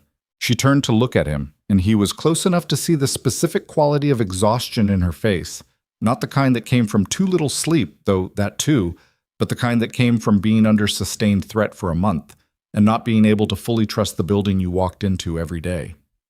Are we ready? She said. He thought about what they had. The fabricated documents and their metadata, the unauthorized access in the finance systems, the access logs with the anomalous logins, the corporate structure connecting Adrian to the contaminated holding company. Priya's analysis, the meeting minutes, and held in reserve, the federal investigation, which could not be mentioned directly, but whose existence meant that whatever happened in the board meeting in 2 days was not the end of anything. Not completely, he said, but close enough. She nodded. She looked back at the screen. I need you in that meeting, she said. Not outside. In it. I'm a janitor. You're a consulting chemical engineer I brought in following a murder attempt in my building, she said. That is a defensible reason to have you in a board meeting. I'll inform the board of your presence and your role beforehand. He thought about Adrian Blackwell in the boardroom, about the inventory-taking eyes and the flawless condolence and the note left on a cart, about the compound synthesized at the New Jersey facility and the 38th floor camera loop, and a Thursday morning in November 7 years ago in a Cambridge apartment. Okay, he said, for Sam. The night before the board meeting, Ethan drove to Queens. He sat in the car outside Lucia's building for a few minutes before going up. The street was ordinary. A residential block, moderate traffic, the sounds of a neighborhood in early evening. He had texted ahead. Mrs. Carmona met him at the door of Lucia's apartment and left them alone, closing the kitchen door behind her with the tact of someone who understood that some conversations needed a smaller room. Chloe was at the kitchen table doing homework. She had cat hair on her sweater, Lucia's cats shed aggressively, and a pencil behind her ear that she'd apparently forgotten about. She looked up when he came in, and the expression on her face was not relief exactly, more like a resolving, something that had been slightly wrong coming back into alignment. Hey, she said. Hey, Bug. He sat down across from her. She studied him the way she always did, with those eyes that caught things, and then apparently decided that he was tired, but okay, which was accurate. Tomorrow? She said. What do you mean? Is tomorrow the day? He looked at her. The day for what? The day the complicated stuff gets less complicated. She said it plainly, the way kids sometimes said things that they'd been sitting with for a while. I've been doing the math, Dad. You've been working on this for a while. That means it has to end sometime. He sat there across from his daughter with her cat hair sweater and her forgotten pencil and her very sensible point. Yeah, he said. Tomorrow might be that day. She considered this. Is it scary? A little. Are you ready? He thought about the package of documents on Charlotte's desk, about the counterargument they had built layer by layer over the last 11 days, about Torres and Bridgman and the federal case running parallel and invisible and growing. I think so, he said. Chloe reached across the table and patted his hand once, decisively, like she was confirming something. Good, she said, and went back to her homework. He sat with her while she finished. He ate dinner with her and Mrs. Carmona and Lucia's family and talked about the cats and the papier-mâché volcano and a book Chloe was reading about a girl who solved mysteries with her grandmother, which Ethan was presented with a detailed plot summary of whether he wanted one or not. He drove back to Manhattan at 9:30. He didn't go to the building. He went home. He sat at the kitchen table for a while, the box still there, still open, the folders still arranged in the order he'd been working through them. He looked at it all for a long moment. Then he put the folders back in order, stacked them neatly, and made sure the most important documents were in the separate folder he'd packed for tomorrow. He texted Chloe. The pistol shrimp generates a cavitation bubble when it snaps its claw that reaches 8,000 degrees Fahrenheit, briefly hotter than the surface of the sun. She texted back 3 seconds later. What? Then, how is that a real thing? Then, Dad, that's the best one yet. He smiled at his phone. He turned off the kitchen light. Tomorrow was going to be hard. He knew that the way he knew most true things, not with certainty, because certainty was not something you got to keep in this life, but with a clear-eyed acknowledgement of what the evidence pointed toward. Hard and necessary and long overdue. He went to bed. For the first time in weeks, he slept. The board meeting was called for 10 a.m. Ethan arrived at the Blackwell Hayes Tower at 8:30. He went in through the main entrance for the first time. The front door, the marble lobby, the high-ceilinged space that the building's architects had clearly intended to communicate something about permanence and scale. He nodded to the lobby security desk and took the elevator to the 38th floor and walked to Charlotte's office. She was ready. She was in a dark suit, composed in a way that cost her something. He could see it cost her something, the maintenance of that composure, with a folder on her desk that contained everything they had organized and sequenced for the next 2 hours. She looked at him when he came in. "How'd you sleep?" she said. "Better than expected." He sat down. "You?" "Not well." She said it without apology. "I kept running the scenarios." And I think we're as ready as we're going to be." She pushed the folder toward him. "I've briefed the board members I trust. Diane, obviously. 2 others I've had long relationships with and who I believe are not in Adrian's camp. I haven't told them what's coming, just that there will be additional information presented this morning that wasn't part of the pre-read." "How did they take that?" "Diane asked if I was all right. One of the others said he'd been waiting for something like this for 2 years. She paused. "Which was interesting. He's been watching Adrian, too." "Apparently." A knock at the door. Charlotte's assistant, the replacement for Sandra, a quiet man named David who had been demonstrably uninterested in office politics, which was exactly what she needed right now, leaned in. "Mr. Blackwell has arrived, Miss Hayes. He's in the conference room." Charlotte looked at Ethan. "Let's go," she said. The boardroom was full when they walked in. 12 people, the same configuration as the morning of the poisoning, except that this morning had a different weight to it. The specific gravity of a room where everyone knew something was at stake and was performing the ritual of pretending they didn't. Tablets and printed materials on the table. The large screen at the end glowing with the agenda. Adrian Blackwell was seated to the right of the head of the table. He looked up when Charlotte and Ethan entered together, and something moved across his face. Not much, just a slight recalibration, the expression of someone who had prepared for a solo adversary and was now doing rapid math about the presence of the second person. Victor Hale was at the far end of the table. Silver-haired, 70, the practiced cordiality of someone who had been in rooms like this one for 40 years. His eyes went to Ethan and stayed there for a moment before moving away. Charlotte sat at the head of the table. Ethan sat in the chair to her left that she had placed him in by name on the seating arrangement she had sent to the board that morning. "Good morning," Charlotte said.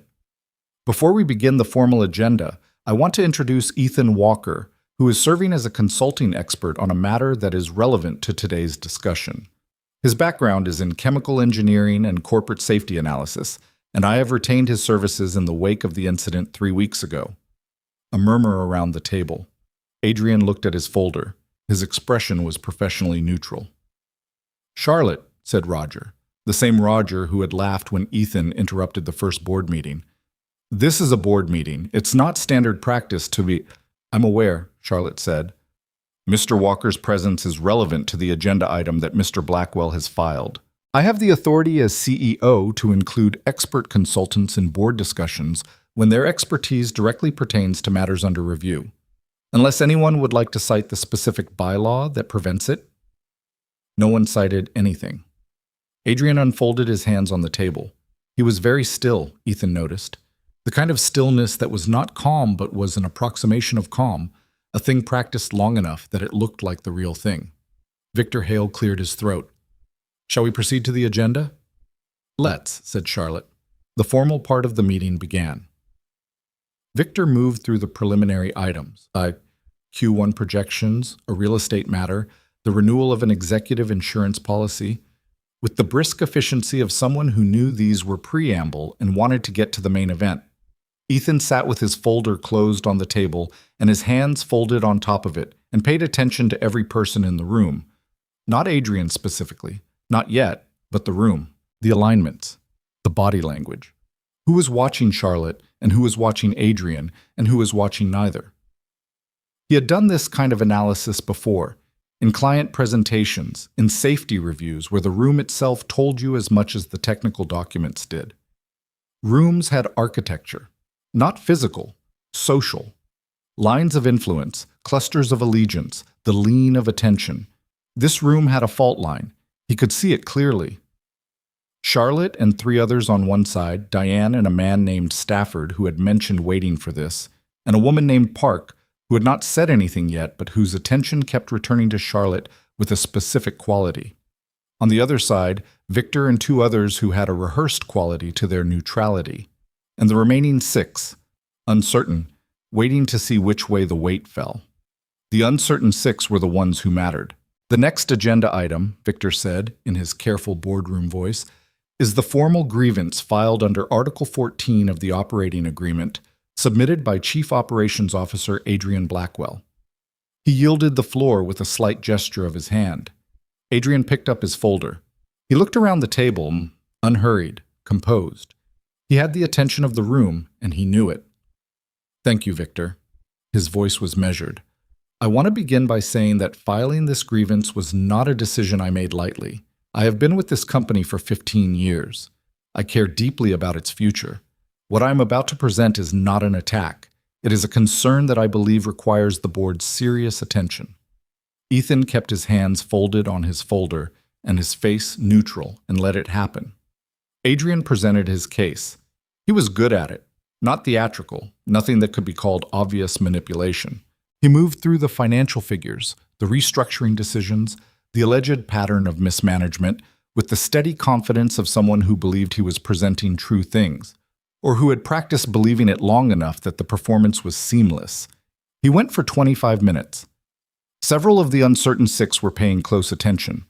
One of them, a man named Coleman, the youngest director on the board, had made 3 notes on his tablet. When Adrian finished, he set his folder down with a small, deliberate gesture of conclusion. Victor looked at Charlotte. Ms. Hayes, a response. Charlotte looked at Ethan. He opened his folder. Actually, Ethan said, I'd like to start if Charlotte will allow it. Adrian looked at him, the inventory-taking eyes, the stillness. Of course, Charlotte said. Ethan stood up. He started with the financial documents, not the substance of them, the metadata. He explained in plain and specific language what metadata was and what it showed. He explained that the documents Adrian had cited as evidence of Charlotte's mismanagement had been created 11 days ago, 6 days after the poisoning attempt, and had been modified 3 times in the week before the meeting. He watched Coleman stop writing and look up. He moved to the access logs. The unauthorized access in the finance systems traced to credentials belonging to a junior analyst on medical leave, originating from a network node on Adrian's floor. He was careful here. He did not say Adrian had done it. He said the access had occurred from a specific location, on specific dates, using specific credentials, and that those credentials' legitimate owner had been absent from the building. He moved to the corporate structure, he explained the holding company. The connection to the contaminated consortium. He kept this section tight, no speculation, only what was documented and verifiable.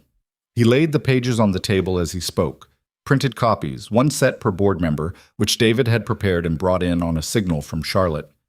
He watched the uncertain six read. He watched the room's architecture begin to shift. And then, because he had thought about what Charlotte said, he'll try to make it look like I'm the problem, he went one step further. There's one more item, he said, which concerns the meeting between Mr. Blackwell and Chairman Hale held 8 days ago. Victor Hale's composure, up to this point immaculate, made a small and involuntary adjustment. Ethan read the quote from the meeting minutes. The situation as it stands is untenable. He explained its context, the investor review meeting, the Q2 projections, the timeline. The board is being asked, Ethan said, to remove its CEO before a set of financial projections that will demonstrate the success of her restructuring becomes visible to the company's investors. That is the timeline. I think the board should understand the timing when evaluating the grievance. He sat down. The room was very quiet. Adrian had not moved. He was looking at the table now, not down at his folder, just at the surface of the table, as if recalculating something. His stillness had a different quality than it had had 20 minutes ago. It had less air in it. Adrian, Diane's voice was careful and direct. The financial documents. Can you explain the creation dates? Adrian looked up. He looked at Diane and then at the folder in front of him and then at the room. The creation dates reflect when the documents were formatted for presentation, he said. The underlying data existed before. The underlying data in our audited reports does not match these figures, Charlotte said. Her voice was level. Specifically, Q3 operating losses are listed here at $22 million. The audited report for Q3 shows a net gain of $8 million after restructuring costs. The restructuring costs are being selectively. The audited report is the legal record, Charlotte said. These documents are not.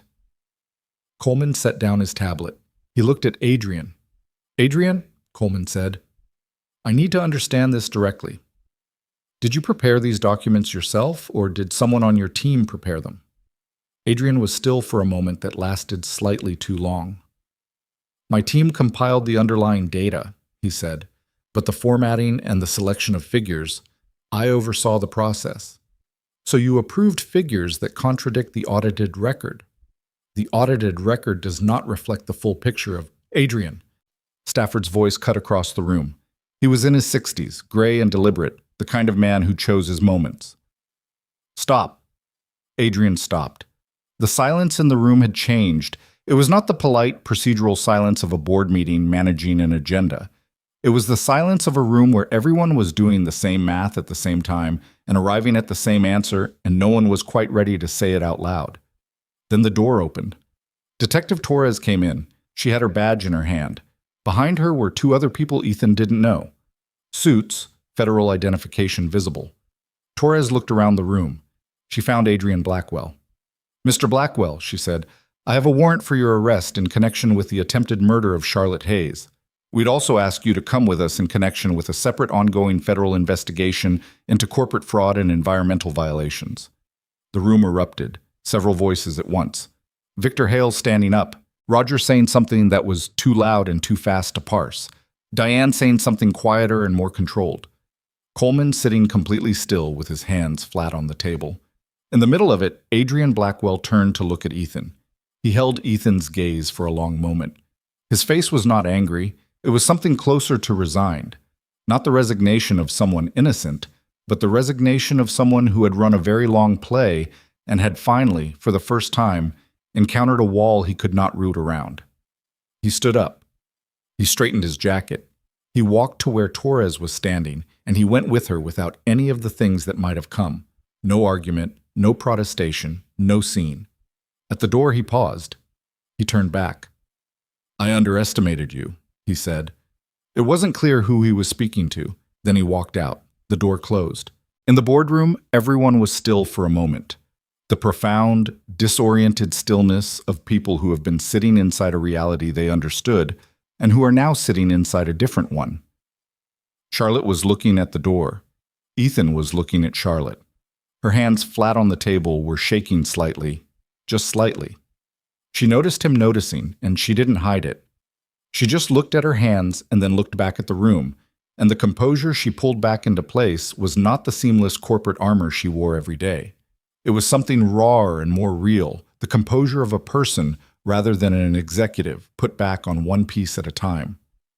"All right," she said to the room, in a voice that was not entirely steady.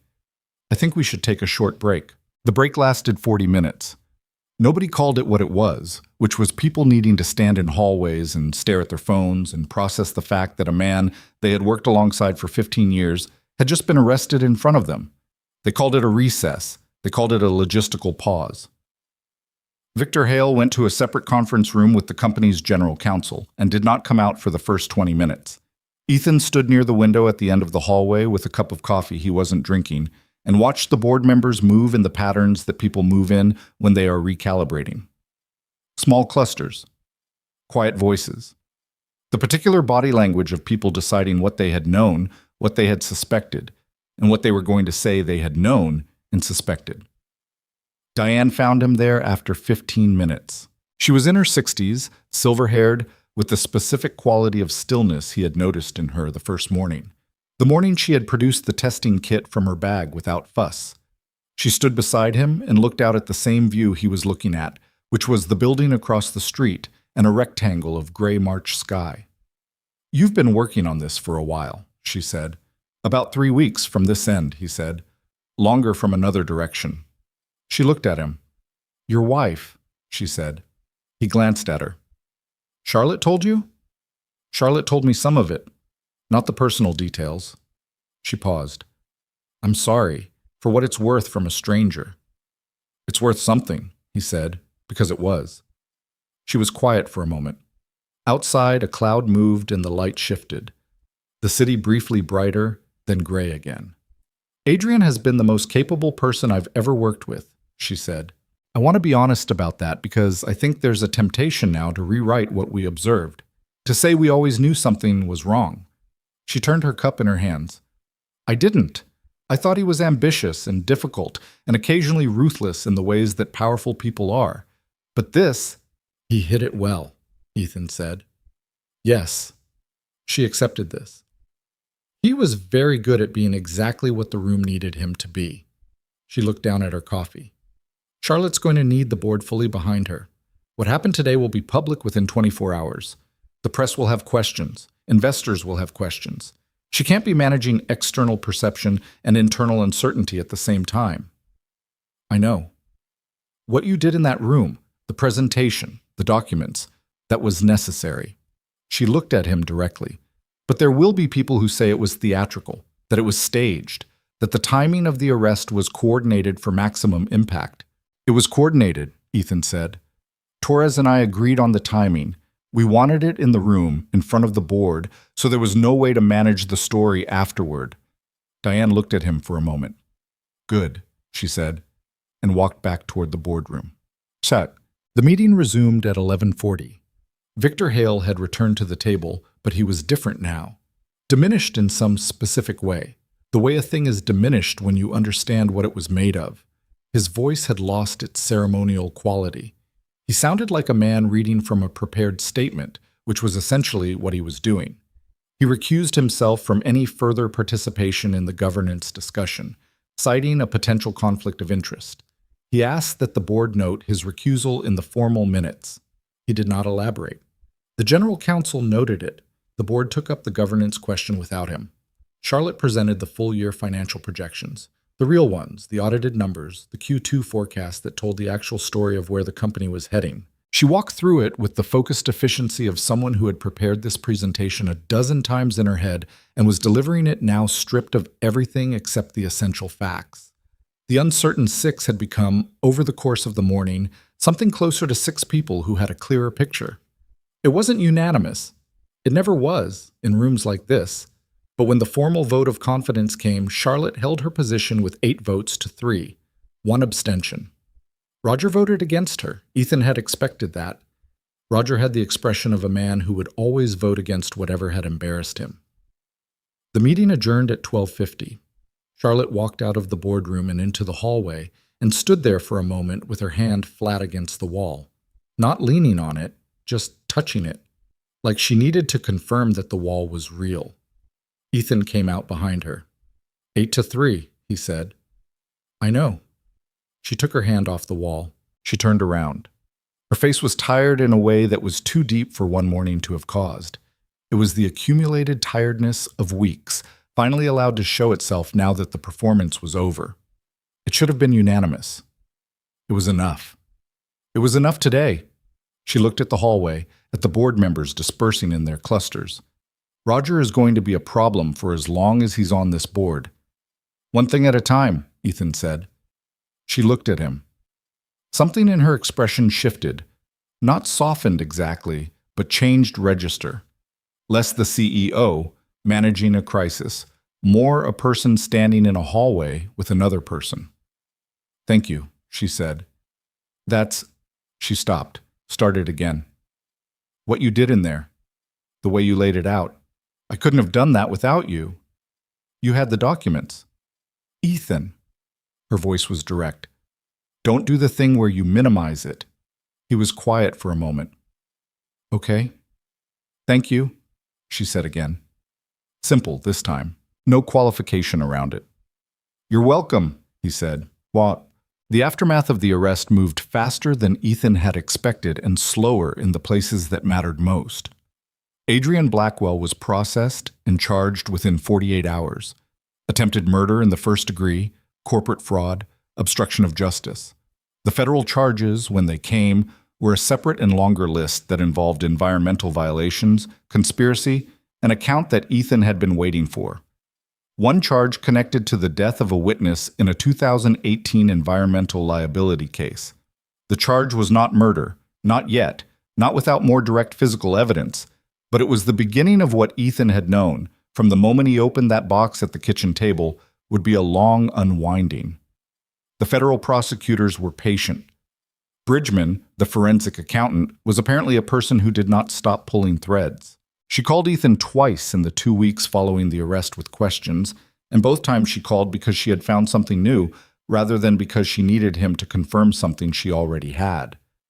The second of those 2 calls, she said, "We found communication records from the holding company's archived server, the one in Jersey City that went dark after the poisoning. It was archived, not deleted. Someone thought they were the same thing."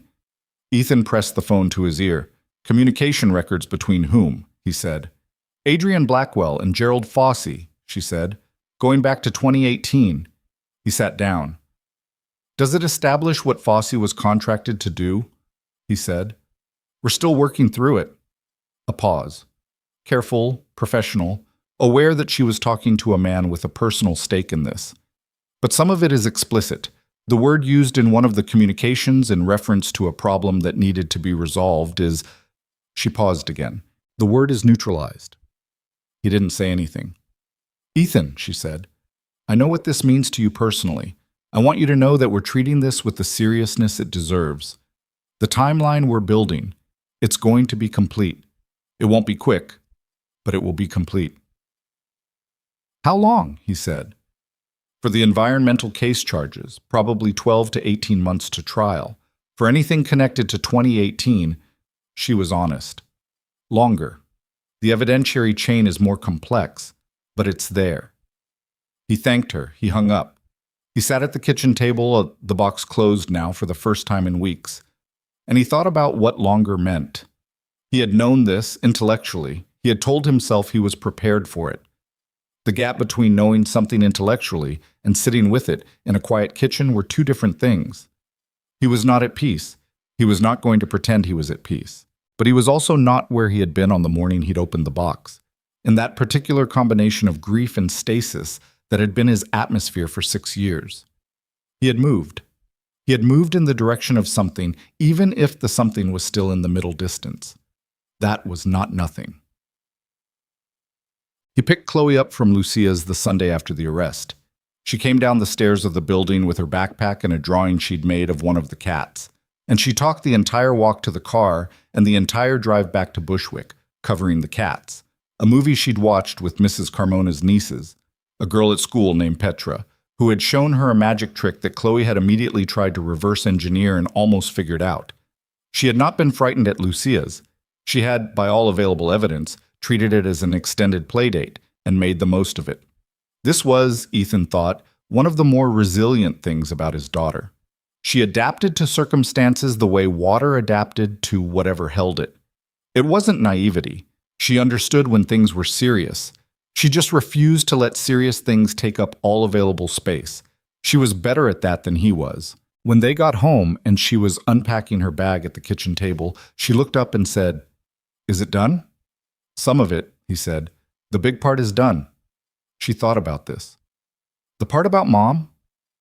"That's the part that takes longer," he said, "but it started." She nodded.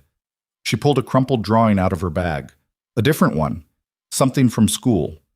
She smoothed it on the table. "When I grow up," she said, in the conversational tone she used for plans rather than dreams, "I want to do something that matters, like what you did." He looked at her. "What I did was mostly reading documents at midnight and getting coffee wrong." She gave him the look she had inherited, apparently directly from her mother, the one that meant, "I understand you're being self-deprecating, and I'm not buying it." "You helped someone," she said, "and you found out what happened to Mom. That matters." He didn't answer for a moment. "Yeah," he said, "it matters." She seemed satisfied with this. She went back to her drawing. Ethan made dinner. Pasta, the reliable kind, the kind Chloe would eat without negotiation. And they ate at the kitchen table with the television off, which was something they didn't always do, but which felt right that evening. Charlotte called him on a Tuesday afternoon, 2 weeks after the board meeting. He was at a coffee shop in Midtown. He had started spending some mornings there, working at a corner table, which was his way of beginning to believe he didn't have to spend every waking hour in the building. The investigation had its own momentum now. He was a resource, not the engine. "I need to talk to you about something," she said. "Okay. In person. Can you come in this afternoon?" "Sure." He arrived at the building at 2. He went through the main entrance. He'd been doing that consistently now, which felt less strange each time. He took the elevator to the 38th floor.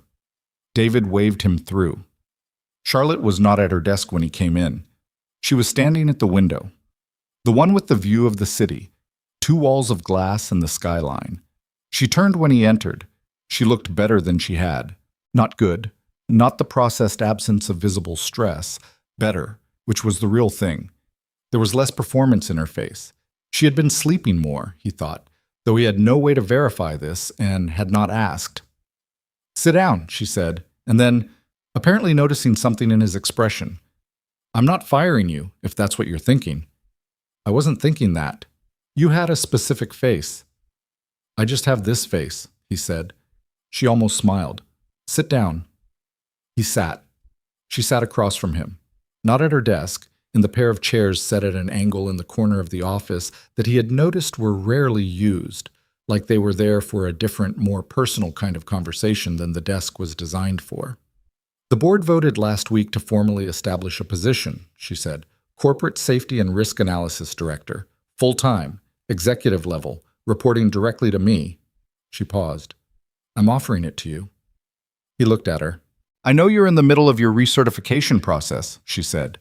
"I spoke with the certification board, with your permission, through the channels Torres connected us with, and they've indicated that given your background and the nature of the work you've done in the last month, they can expedite a significant portion of the process. You'd be looking at 4 to 6 months to full certification rather than 12. "Charlotte, let me finish." She leaned forward slightly. "What you did in this building, both the morning you stopped me from drinking that coffee and everything after, that came from who you are and what you know. You've been here for 3 years and nobody knew. Not because you were hiding exactly, but because nobody thought to ask." She stopped. "I'm asking." He sat with this. He thought about the things he had told himself for 3 years. Temporary arrangement, holding pattern, get through until you figure out what comes next. 3 years was a long time to hold a pattern. He thought about Chloe saying, "I want to do something that matters, like what you did." He thought about Megan and about what it meant to have a career that Chloe could point to and say that word. "I'd need the schedule to be manageable," he said. "I have a 7-year-old. "Manageable is the baseline," Charlotte said. I'm not asking for 80-hour weeks. I'm asking for your expertise and your judgment, applied to making this company safer and harder to compromise, which is something I apparently should have invested in years ago.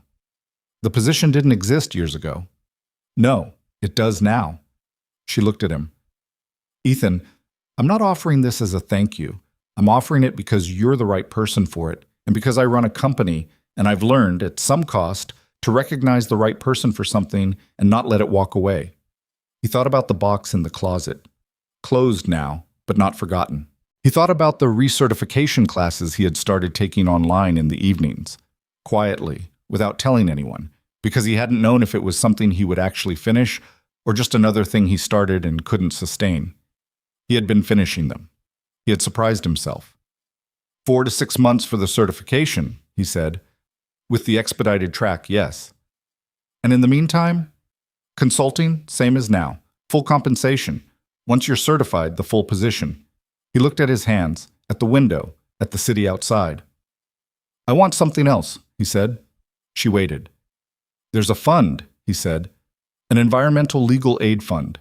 There are organizations that take cases like the one my wife was working on. Families in contaminated areas who can't afford the kind of legal resources necessary to take on a corporation. I want the company to establish an annual grant to one of those organizations, named for Megan. He had thought about how to say this. He had thought about whether it would sound like a demand or an ultimatum or something transactional, and he had decided that it might sound like all of those things, and that he was going to say it anyway because it was the right thing, and because Megan had spent the last 2 years of her life fighting for exactly those families. Charlotte looked at him for a moment without speaking. What was her full name? She said. Megan Claire Walker. She was born Megan Claire Ashworth. The Megan Ashworth Walker Environmental Justice Fund, Charlotte said. She said it carefully, like she was making sure it was right.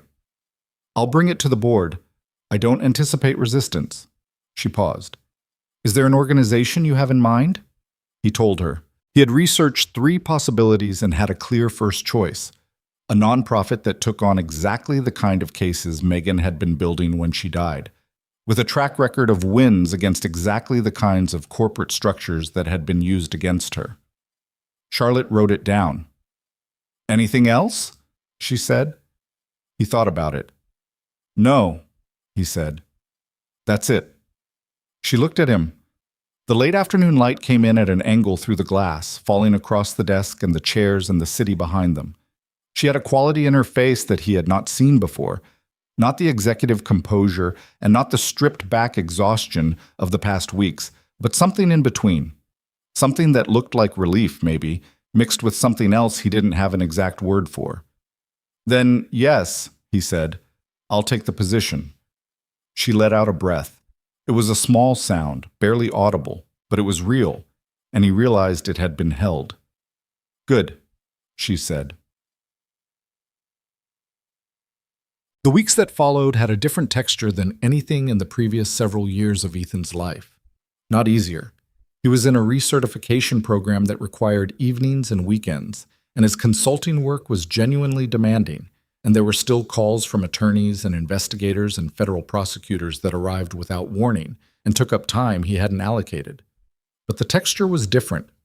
There was a direction to it. There was a sense that he was moving towards something rather than waiting for something to happen. Torres called him on a Thursday in early April. Gerald Fosse's death certificate, she said. The Pennsylvania County eventually sent us the original autopsy report. There was a cardiac event, but the toxicology, we had it re-reviewed by a specialist. He already knew what she was going to say. He had known it, probably, since Bridgman had mentioned Fosse's name. Potassium cyanide, Torres said. Trace amounts. Consistent with low-dose exposure over a period of weeks. She paused. The original toxicology missed it. The dosage was low enough that in a 57-year-old man with otherwise normal presenting symptoms, it presented as natural cardiac failure. He sat in the small office on the 35th floor. His office now, officially, until the certification was complete and they moved him to the full position. And he looked at the window and the building across the street and the rectangle of spring sky above it. They'll add it to the federal charges, Torres said. It's not an easy case.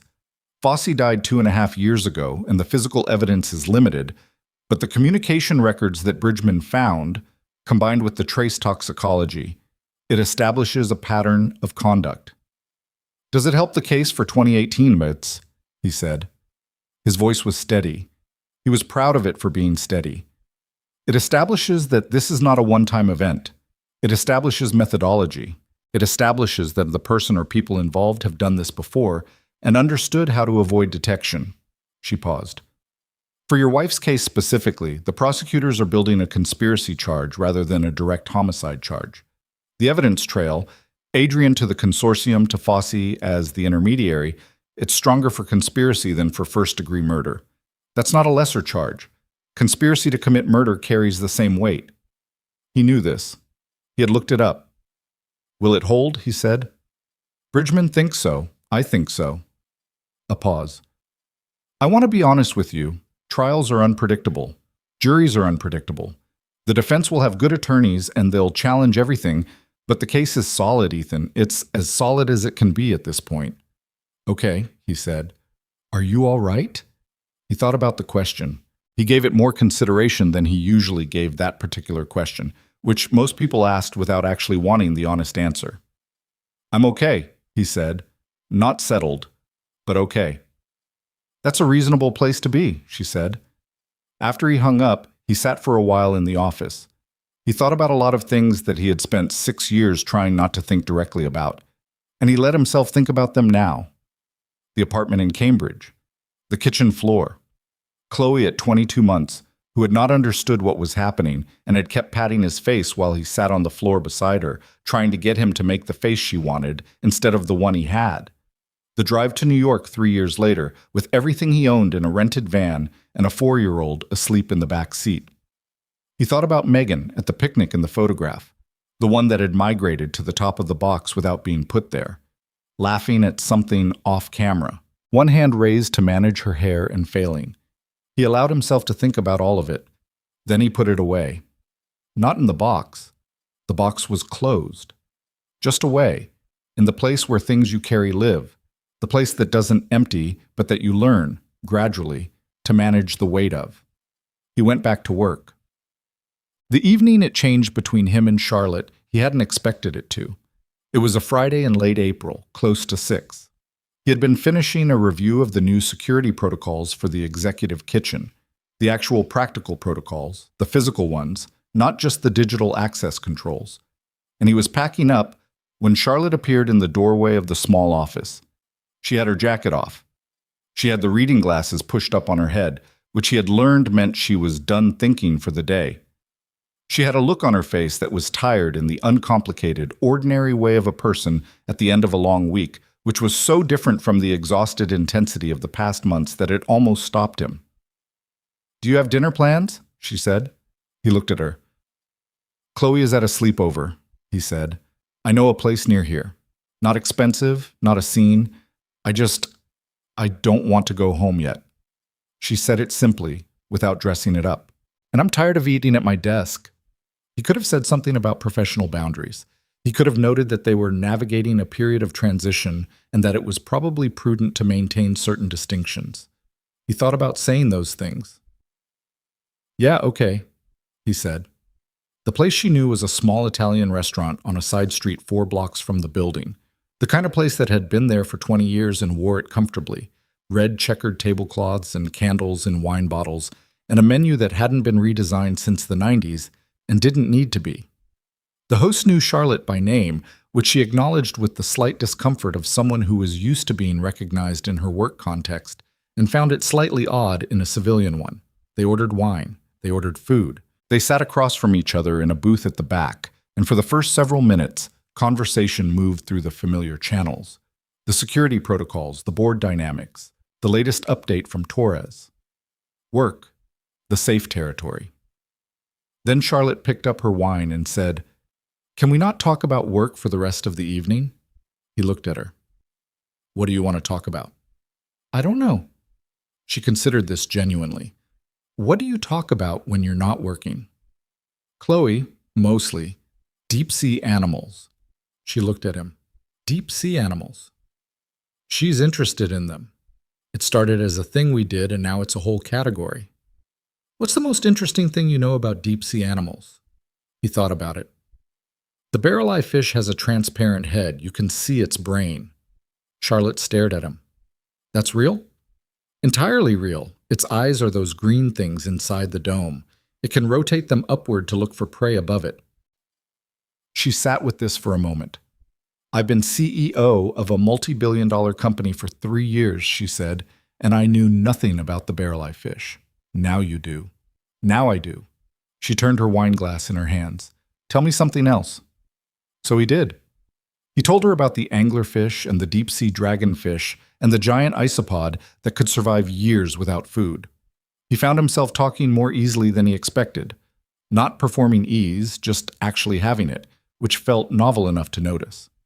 She listened with the attention she brought to everything, but differently. Not cataloging or analyzing, just listening, asking follow-up questions that were genuinely curious, laughing once at something about the mimic octopus that he hadn't expected to be funny until she laughed. At some point, the food arrived and they ate, and the conversation moved from deep-sea creatures to things about their lives that were not work. She told him that she had grown up in Connecticut, that her parents were still married and still baffled by her career, that she had wanted to be an architect until she was 17 and had never fully abandoned the regret of not pursuing it. He told her about Cornell, about Megan, about the specific texture of his life in that Cambridge apartment. Not the ending of it, just the shape of it, the way it had felt from the inside. She listened to that with a different quality of attention. Was she like Chloe? She said. In some ways. Chloe has her mouth and her way of deciding that something is worth understanding. The patience. He paused. She's got my eyes, which is a little... It catches me sometimes. Charlotte looked at him. She sounds like a lot. She's a lot, he agreed. She called me the complicated lady, Charlotte said. He looked up. You knew about that. You mentioned it, in passing. She paused. What did you tell her? That complicated can be nice. Something in Charlotte's face went quiet for a moment. Not sad, not closing, but settling into itself. Like something had found a space to fit. I'm not good at this, she said. She gestured vaguely between them. Whatever this is, I've been running a company since I was 28. She stopped, tried again. I grew up in rooms where showing something meant you'd lost something.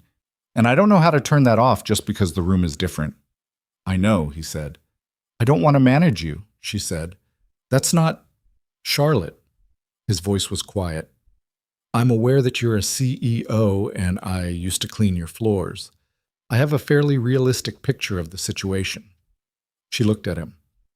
I'm aware that you saved my life and spent a month in a room the size of a closet dismantling a 15-year conspiracy and asked for nothing except a scholarship fund and a chance to go back to work you loved.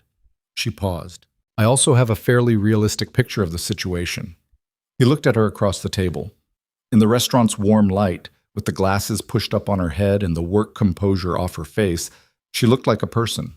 Not a CEO, not an executive, not the person he had been careful about in all the ways he had been careful about her. Just a person, tired and sharp and slightly uncertain in the specific way of someone trying to be honest.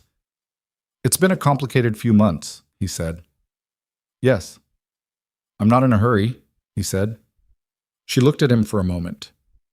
Okay, she said. And the word had a quality to it that was less a closing than an opening. Cautious, provisional, but real. They finished dinner. They walked back toward the building in the mild April evening, the city doing its Friday night thing around them, unhurried. At the corner where he would turn toward the subway, they stopped. Ethan, she said. He looked at her. Meet Chloe sometime, she said. Whenever it makes sense. I'd like to. He thought about his daughter, the cat hair sweater and the forgotten pencil and the matter-of-fact certainty with which she had patted his hand and said good.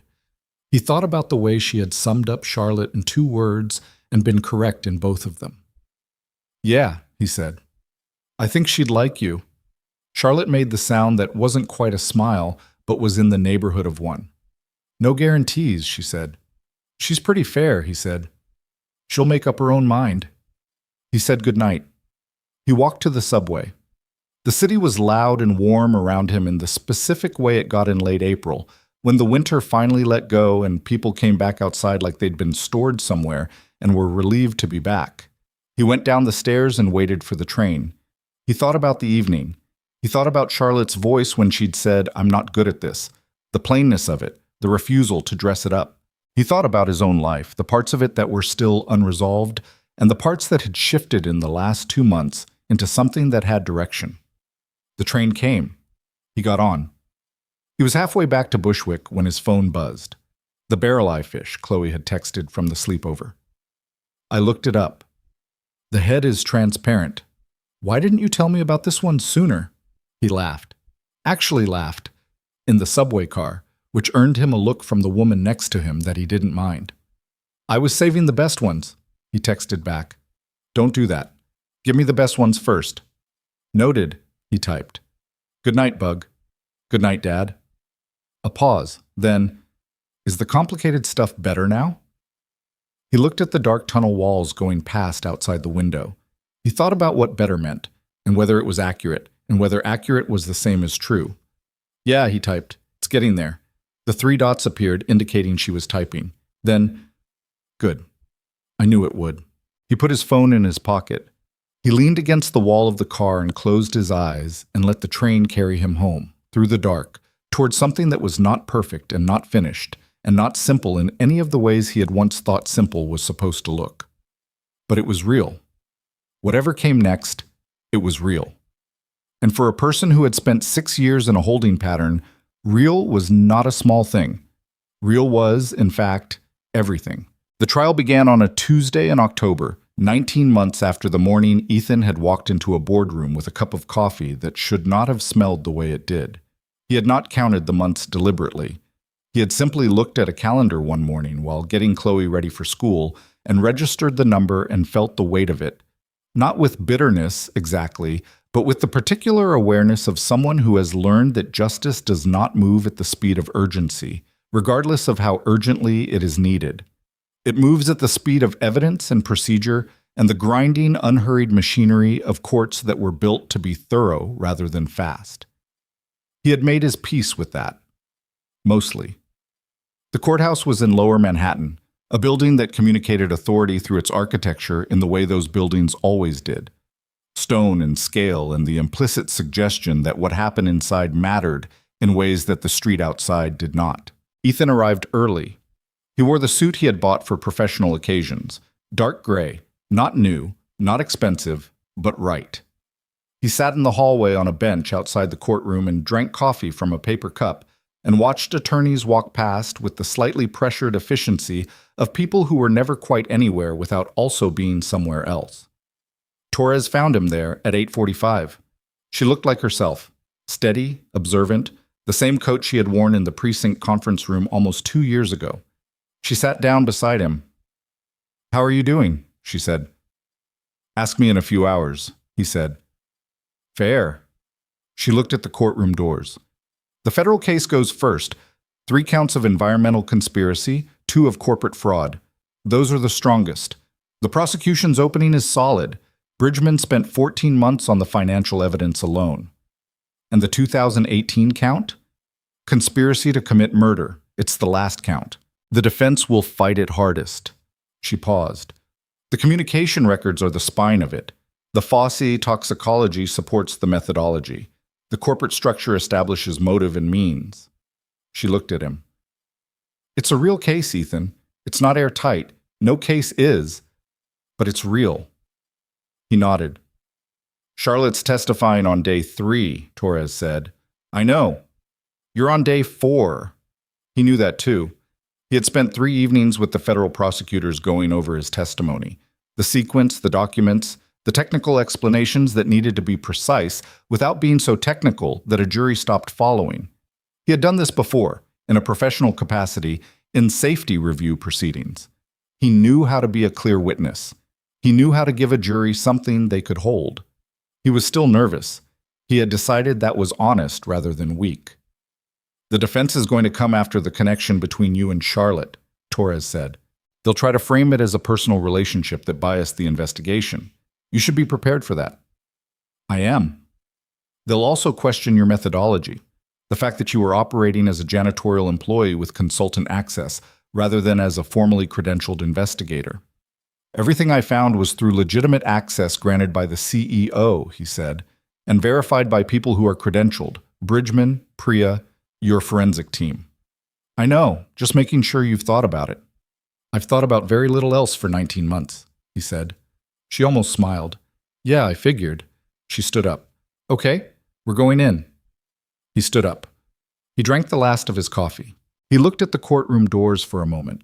The institutional solidity of them, the weight they represented, the fact that what happened on the other side of them was not just about the charges on a document, but about a Tuesday in November 7 years ago in a Cambridge kitchen, and about a woman who had spent the last 2 years of her life trying to make something right for people she had never met. He walked through the doors. The trial lasted 3 weeks. Ethan would later find it difficult to describe in any clean narrative sense, because the experience of sitting through a trial was not clean in any sense. It was long and technical and frequently boring in the specific draining way of things that matter too much for you to disengage from, but that do not accommodate your need for them to proceed at a dramatic pace. He sat in the gallery. He listened. He watched the jury. 12 people who had been removed from their ordinary lives and placed in service of a process that required them to hold complexity without flinching, and he tried to read what he could in their faces without putting too much into it. Adrian Blackwell sat at the defense table in a suit that was more understated than anything Ethan had seen him wear in the building. He was controlled.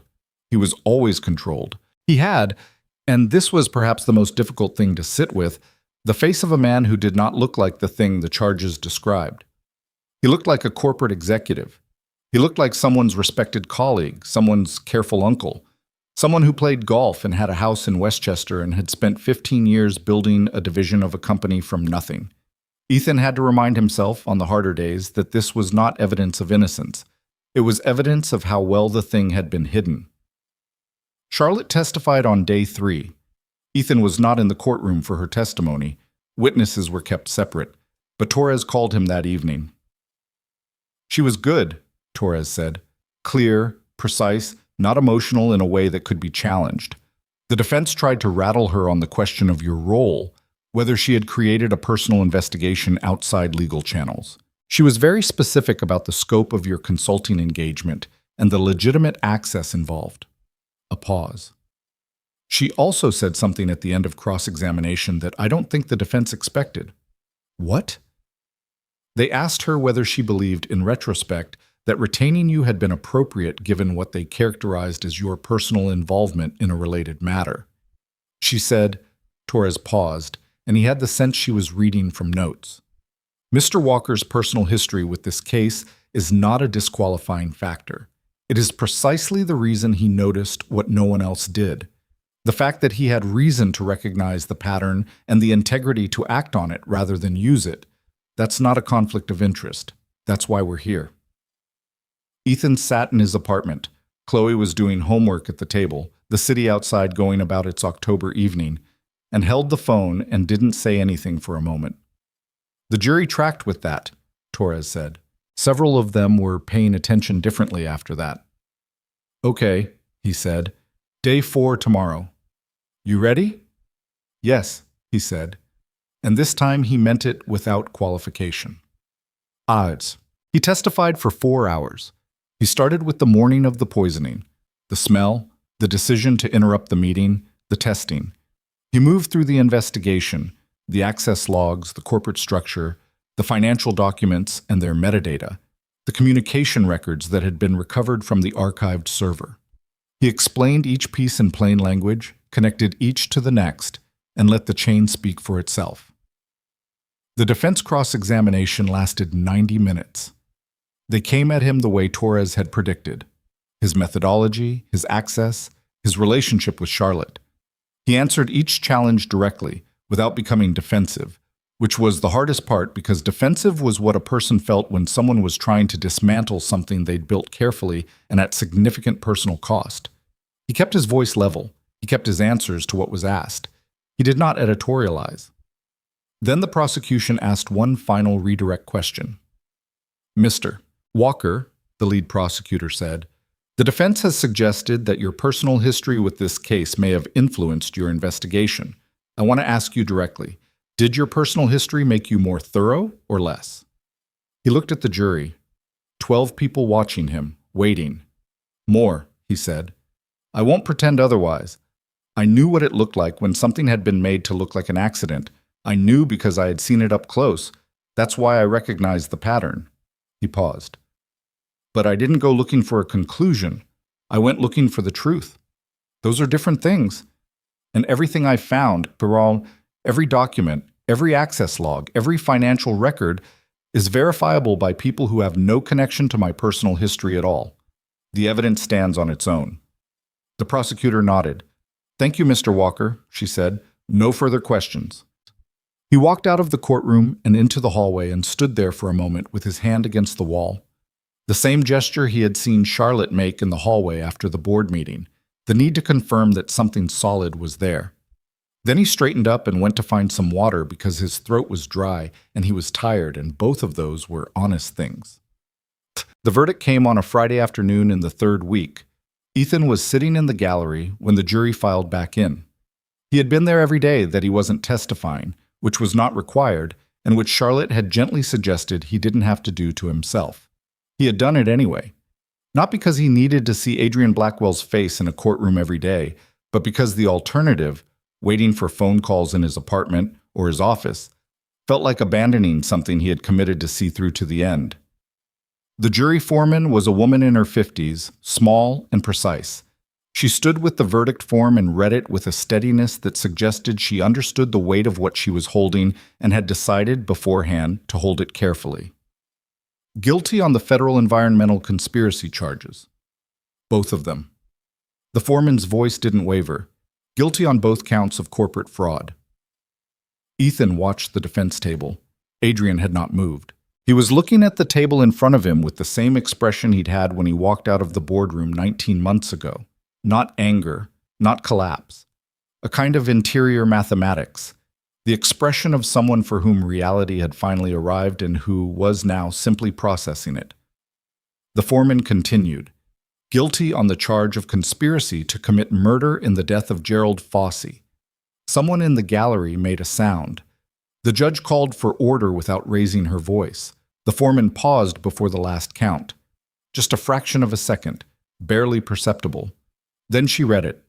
Guilty on the charge of conspiracy to commit murder in the death of Megan Claire Ashworth Walker. Ethan had told himself he was prepared for this. He had been preparing for 19 months. He had told himself that when the word came, he would be, what? Ready, steady, whatever the thing was you were supposed to be. He was none of those things exactly. He pressed his hands flat on his thighs and looked at the middle distance and breathed slowly and deliberately, the way you breathed when breathing was not automatic and required your full attention. The room had sound in it, the judge's voice, the defense attorney speaking, procedural machinery proceeding. He heard all of it from a slight distance. He thought about Megan, not the photographs, not the documents, not the case files, just Megan herself, the person who had argued with him in a study group and won and changed the shape of his life by doing it. The person who had laughed at him for making the face where something mattered. The person who had spent the last 2 years of her life fighting for strangers because it was the right thing, and she was incapable of knowing something was the right thing and not doing it. He thought she would have been so angry that it took this long, and then, underneath that, she would have been glad it happened at all. He stood up. He walked out of the courtroom and into the hallway and sat on the same bench he had sat on the first morning. He was there for about 10 minutes before Torres found him. She sat down beside him without saying anything. After a while, she said, "How are you doing?" "Different question this time," he said. "Different answer." He thought about it. "I don't feel what I expected to feel," he said. "I thought it would feel like—" He stopped. "I don't know. Finished. But it doesn't feel finished. It just feels true. Like something that was always true finally got acknowledged." Torres was quiet for a moment. "That's what verdicts are," she said. "They don't change what happened. They just say officially that it happened." She paused. For what it's worth, what you did was real. What you built was real. The evidence held. The evidence held, he said. Megan's case held, she said simply. He looked at the floor. The institutional tile, scuffed and ordinary. The floor of a building where difficult things happened on an unremarkable surface. Yeah, he said. It did. Charlotte was waiting outside the courthouse. She was in a dark coat, her hair down.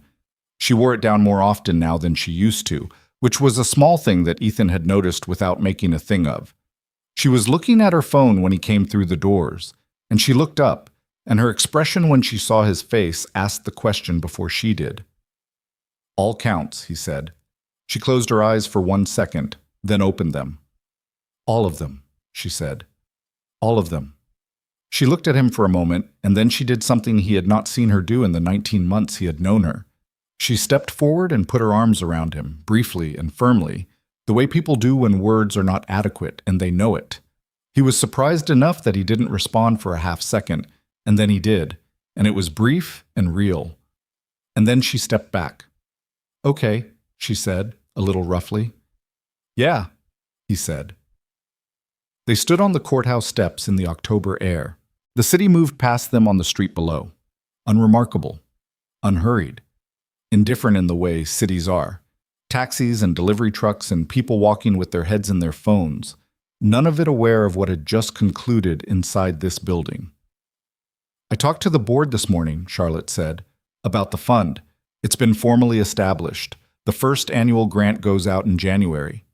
She paused. To the organization you chose. The Megan Ashworth Walker Environmental Justice Fund. He had known it was happening. He had been in the meetings, had reviewed the charter, but hearing it stated plainly now on this particular afternoon had a different weight. Thank you, he said. She earned it, Charlotte said. Her case, what she was building before she died, it's the reason any of this unraveled. She saw the connection before anyone else did. She looked at him. She was right. She didn't have enough time to prove it herself. He thought about Megan spending evenings at the kitchen table building a case, while he put Chloe to sleep in the next room and came out afterward and brought her tea. The same table where he had later opened a box he'd kept closed for 6 years. The table where Chloe did her homework now, under a different roof in a different borough, with a different life built carefully around the space that loss had left. No, he said. She didn't have enough time. They stood there a moment longer. Then Charlotte said, Are you going to be okay? I'm going to be fine, he said. And then, because she was watching him with the specific attention she brought to things that mattered, that's not a deflection. I'm actually going to be fine. I know, she said. I just wanted to hear you say it. He picked Chloe up from school that afternoon. She was on the steps when he arrived, talking to a girl he didn't recognize, both of them in the intense, rapid-fire conversational mode that 8-year-olds employed for subjects of great importance, which at this age included everything from the ongoing injustice of weekend homework to the geopolitical complexities of who was sitting where at lunch. She spotted him over her friend's shoulder and said something to the girl and jogged over. Dad? Hey, Bug. She looked at his face. She had been doing this for 8 years, and she was good at it. How'd it go? She said. Good, he said. Really good, actually. The verdict thing? The verdict thing. He started walking and she fell in beside him, her backpack bouncing. Guilty on all counts. She walked alongside him and was quiet for a moment, which was not her default state, which meant she was thinking. Does that mean the people who hurt Mom? Yes, he said. That's what it means. She processed this. Are you sad? She said. I'm a lot of things, he said. Mostly, I think I'm... He tried to find the right word. Not relieved, which was too simple. Not happy, which was wrong. I think I'm at peace with it, he said. I didn't think I'd get here, but I'm here. Chloe walked beside him and thought about this with the seriousness she applied to things that mattered. Mom would be glad, she said. He looked at her. She would, he said. She absolutely would. She would have wanted to be there, though, Chloe added. She would have had opinions about the lawyers. He laughed. He laughed for real on the sidewalk in October, in the city that had given him a place to hold himself together while he figured out who he was after everything fell apart. She absolutely would have had opinions about the lawyers, he said. Chloe grinned. They walked home together through the early evening city, and Ethan thought about what it meant to get to the end of a thing. Not the end of everything. Chloe would grow, the job would continue, the fund would do its work year after year, and his life would accumulate more things than he could currently see from where he was standing. But the end of this particular defining chapter, the one that had started in a Cambridge kitchen and run through grief and stasis and a box in a closet and a cup of coffee that smelled wrong on a March morning. He thought about what he would tell a person who was standing at the beginning of something like that, someone who had lost someone and was carrying it, and who had not yet found the thing that would move them forward. What had he learned that was worth saying? He had learned that grief was not an obstacle to living. He had thought for a long time that the grief needed to be resolved or managed or moved through before the living could resume. But that wasn't how it worked. The living happened alongside the grief, in the same body, on the same days. You carried it while you made Chloe's lunch. You carried it while you took the subway to work. You carried it while you sat at a kitchen table and opened a box you had sealed because sealing it was the only way to survive the first years, and unsealing it was the only way to survive everything after. He had learned that children were not the burden that grief insisted they were on the hardest days. Chloe had not made his life smaller or more difficult in the ways that fear sometimes suggested. She had made it, there was no better word for it, tethered.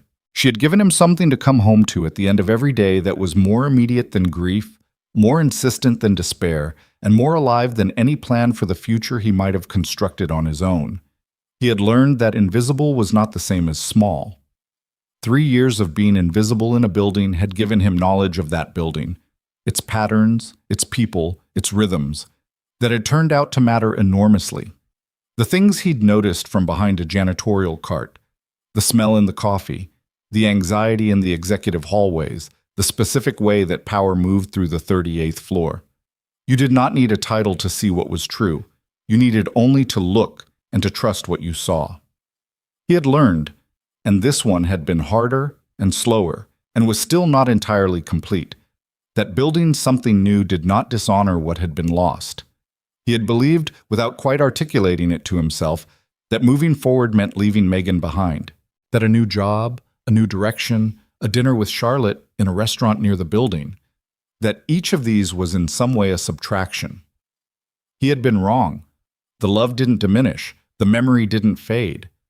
What changed was not the past, but the present, its size, its possibility, the space that was available for things that had not existed before. This was not a small thing to learn. For some people, it never came. He had been lucky in ways that had not felt like luck while they were happening. 3 months after the verdict, on a Saturday in January, Ethan completed the last component of his professional recertification. He found out by email at 8 in the morning while he was making pancakes for Chloe. The email was formal and brief. Congratulations, credential number, effective date. And he read it 3 times because the first 2 times he wasn't sure he'd understood it correctly. Chloe looked up from the counter where she was watching him cook. "What?" she said. He turned his phone around and showed her the email. She read it. She looked up. Her face did something complicated and genuine and 8 years old. Pride, mostly, with a layer of something more serious underneath that she didn't have a word for yet, but that Ethan recognized because he had learned its shape over the past several months. "Engineer," she said. "Engineer," he confirmed. She came around the counter and hugged him hard, both arms, in the way she had started doing recently. Not the provisional lean of a few months ago, but the full commitment of someone who had decided something and was willing to show it. He held on to her and looked over her head at the kitchen, at the closed box in the corner that he had moved to the shelf and was not going to throw away but was not going to open again either, at the window and the winter city outside. "Can we tell Charlotte?" Chloe said into his shoulder. "Yeah," he said, "we can tell Charlotte. I want to text her. Later. Pancakes first." She pulled back and looked at him, assessing. "Both," she said. He handed her his phone. She typed with the two-fingered speed of a child who had not yet been taught to use a keyboard properly and had no intention of slowing down. He watched her face while she typed, the tip of her tongue between her teeth, the concentration. She handed the phone back. He read the message. Dad finished his engineering thing. We made pancakes. He says I can text you. He looked at the message for a moment. Charlotte's response came in less than a minute. Tell him I said congratulations. Tell him it's about time. And save me a pancake. Chloe read it over his arm. She grinned. She wants a pancake, she said. I read it. Can she come? He looked at his daughter. The grin, the hopeful directness, the complete absence of the kind of guarded hopefulness that adults learn to cultivate as a defensive measure against disappointment. Chloe asked what she wanted because she was 8 and because she had been raised, mostly, by someone who had also grown up having to ask directly for things. He picked up his phone. She wants to invite you for pancakes, he typed. No obligation. The response came back in 30 seconds. I'm 20 minutes away. Don't let her eat all of them. Ethan put the phone down. He turned back to the stove. 20 minutes, he said. Chloe made the sound of someone vindicated. She climbed back onto her stool at the counter and picked up the book she'd been reading. Something about the deep ocean, because the interest had not decreased but expanded. And the bookshelf in her room now had a whole section dedicated to it. You should make more, she said, without looking up from the page. He looked at the batter. You're probably right, he said, and made more. Yet, Charlotte arrived 23 minutes later, which was approximately as punctual as Charlotte was about anything that did not have a formal start time. She had been to the building before, once, to drop something off, briefly and practically, but she had not been inside the apartment, and Ethan watched her take it in the way she took in everything, quickly, without making it obvious, cataloging without commenting. It was a modest apartment, clean but lived in, the specific texture of a home where a child's schedule was the organizing principle rather than any aesthetic ambition. Chloe's drawings on the refrigerator. Books in 3 different rooms because the reading happened wherever the reader was when she got tired. The kitchen table with its chairs that didn't quite match. Charlotte stood in the small kitchen and accepted a cup of coffee and looked at Chloe's drawings on the refrigerator. Which one is this? She asked. Chloe came to stand beside her. That's Minerva's library.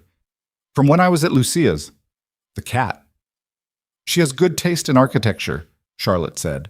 She was studying the drawing with genuine attention, not the adult performance of taking a child's work seriously, but actual attention.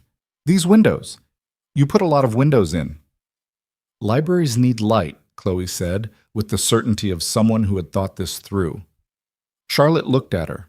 Something in her face shifted.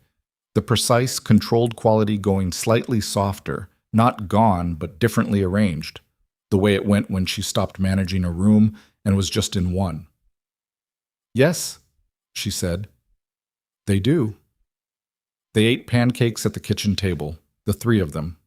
Chloe had opinions about syrup ratios that she explained at length. Charlotte listened and disagreed, which Chloe appreciated more than agreement would have earned. Ethan had noticed this about his daughter early. She preferred to be taken seriously over being indulged. Charlotte had apparently noticed it too, or simply didn't have the habit of indulging. Afterward, Chloe showed Charlotte the ocean books. This took a while.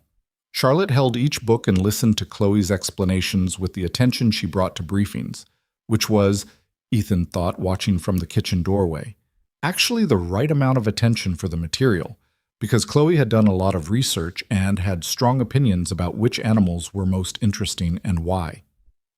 The mantis shrimp, Charlotte said at one point. 17 types of color receptors, Chloe said.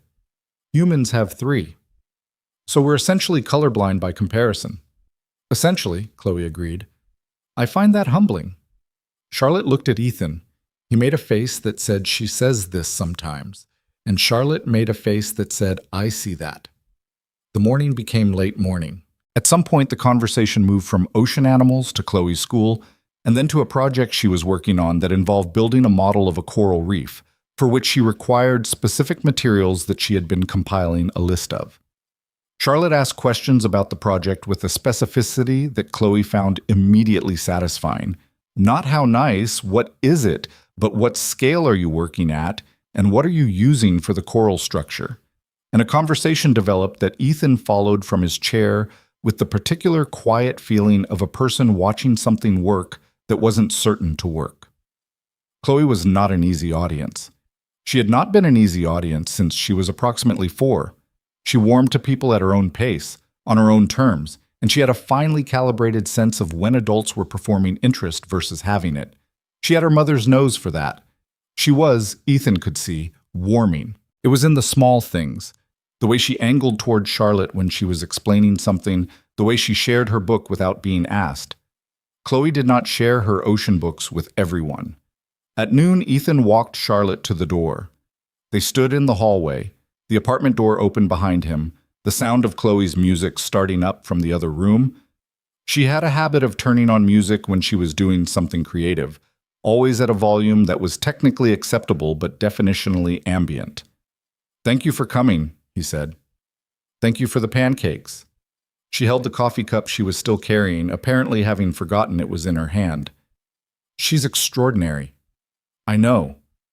She's going to be very difficult to argue with in about 6 years." "She's already difficult to argue with," he said. Charlotte looked at him, the coat, the hair down, the winter light in the hallway. She had the expression she got when she had decided something and was considering whether to say it. "I'm not going to pretend I know how this goes," she said. "Any of it. I've spent 3 years running a company and I'm good at that. This is a different—" She gestured slightly. "I'm not practiced." "Neither am I," he said. "I've been parenting alone for 7 years and I'm mostly making it up as I go." "That's terrifying." "You get used to it." She looked at him for a moment, and then she looked down at the coffee cup and almost smiled, the dry, sideways version of it that he had come to recognize as her actual smile rather than the professional one. "One thing at a time," she said. His own words from months ago returned to him. "One thing at a time," he agreed. She said goodbye. She went down the hallway and down the stairs. He stood in the doorway and listened to the door at the bottom of the building close. Then he went back inside. Chloe was at the kitchen table with her coral reef materials list and her ocean books and a pen she was chewing on despite being told regularly not to chew on pens. She looked up when he came in. "I like her," she said, simply, conclusively, in the tone she used for things she had decided. "Yeah," he said. "Me too." Chloe went back to her list. Ethan poured the last of the coffee and stood at the kitchen window and looked out at the January city. Pale sky, bare trees, people on the sidewalk in their coats, the ordinary machinery of an ordinary Saturday proceeding without drama. He thought about where he had been a year ago, and 2 years ago, and 7. He thought about the chain of things that had brought him to this window on this morning. The smell that he had recognized, the box he had opened, the box he had closed. He thought about Megan, and about the fund that bore her name, and about the families it would reach in the years ahead. Strangers she would never know she had helped, fighting in contaminated courtyards and school board meetings and courtrooms exactly like the one she had spent 2 years preparing to enter. He thought about the things you could not have back and the things you could still make true, and how those two categories were not mutually exclusive. He had spent a long time believing they were. He had been wrong about that.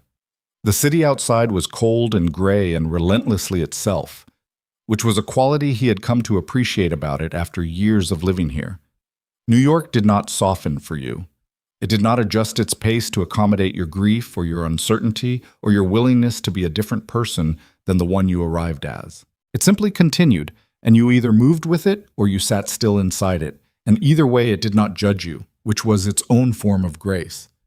He had moved. Slowly, imperfectly, with setbacks and long weeks and nights he didn't like to think about too directly. But he had moved. "Dad," Chloe said from the table. "Yeah." "Do they still make coral reefs out of concrete sometimes? Like, on purpose? To help?" "Artificial reefs," he said. "Yeah. They sink old ships and structures too. Give the coral something to grow on." She wrote this down. "So sometimes," she said, "you build new things on old things."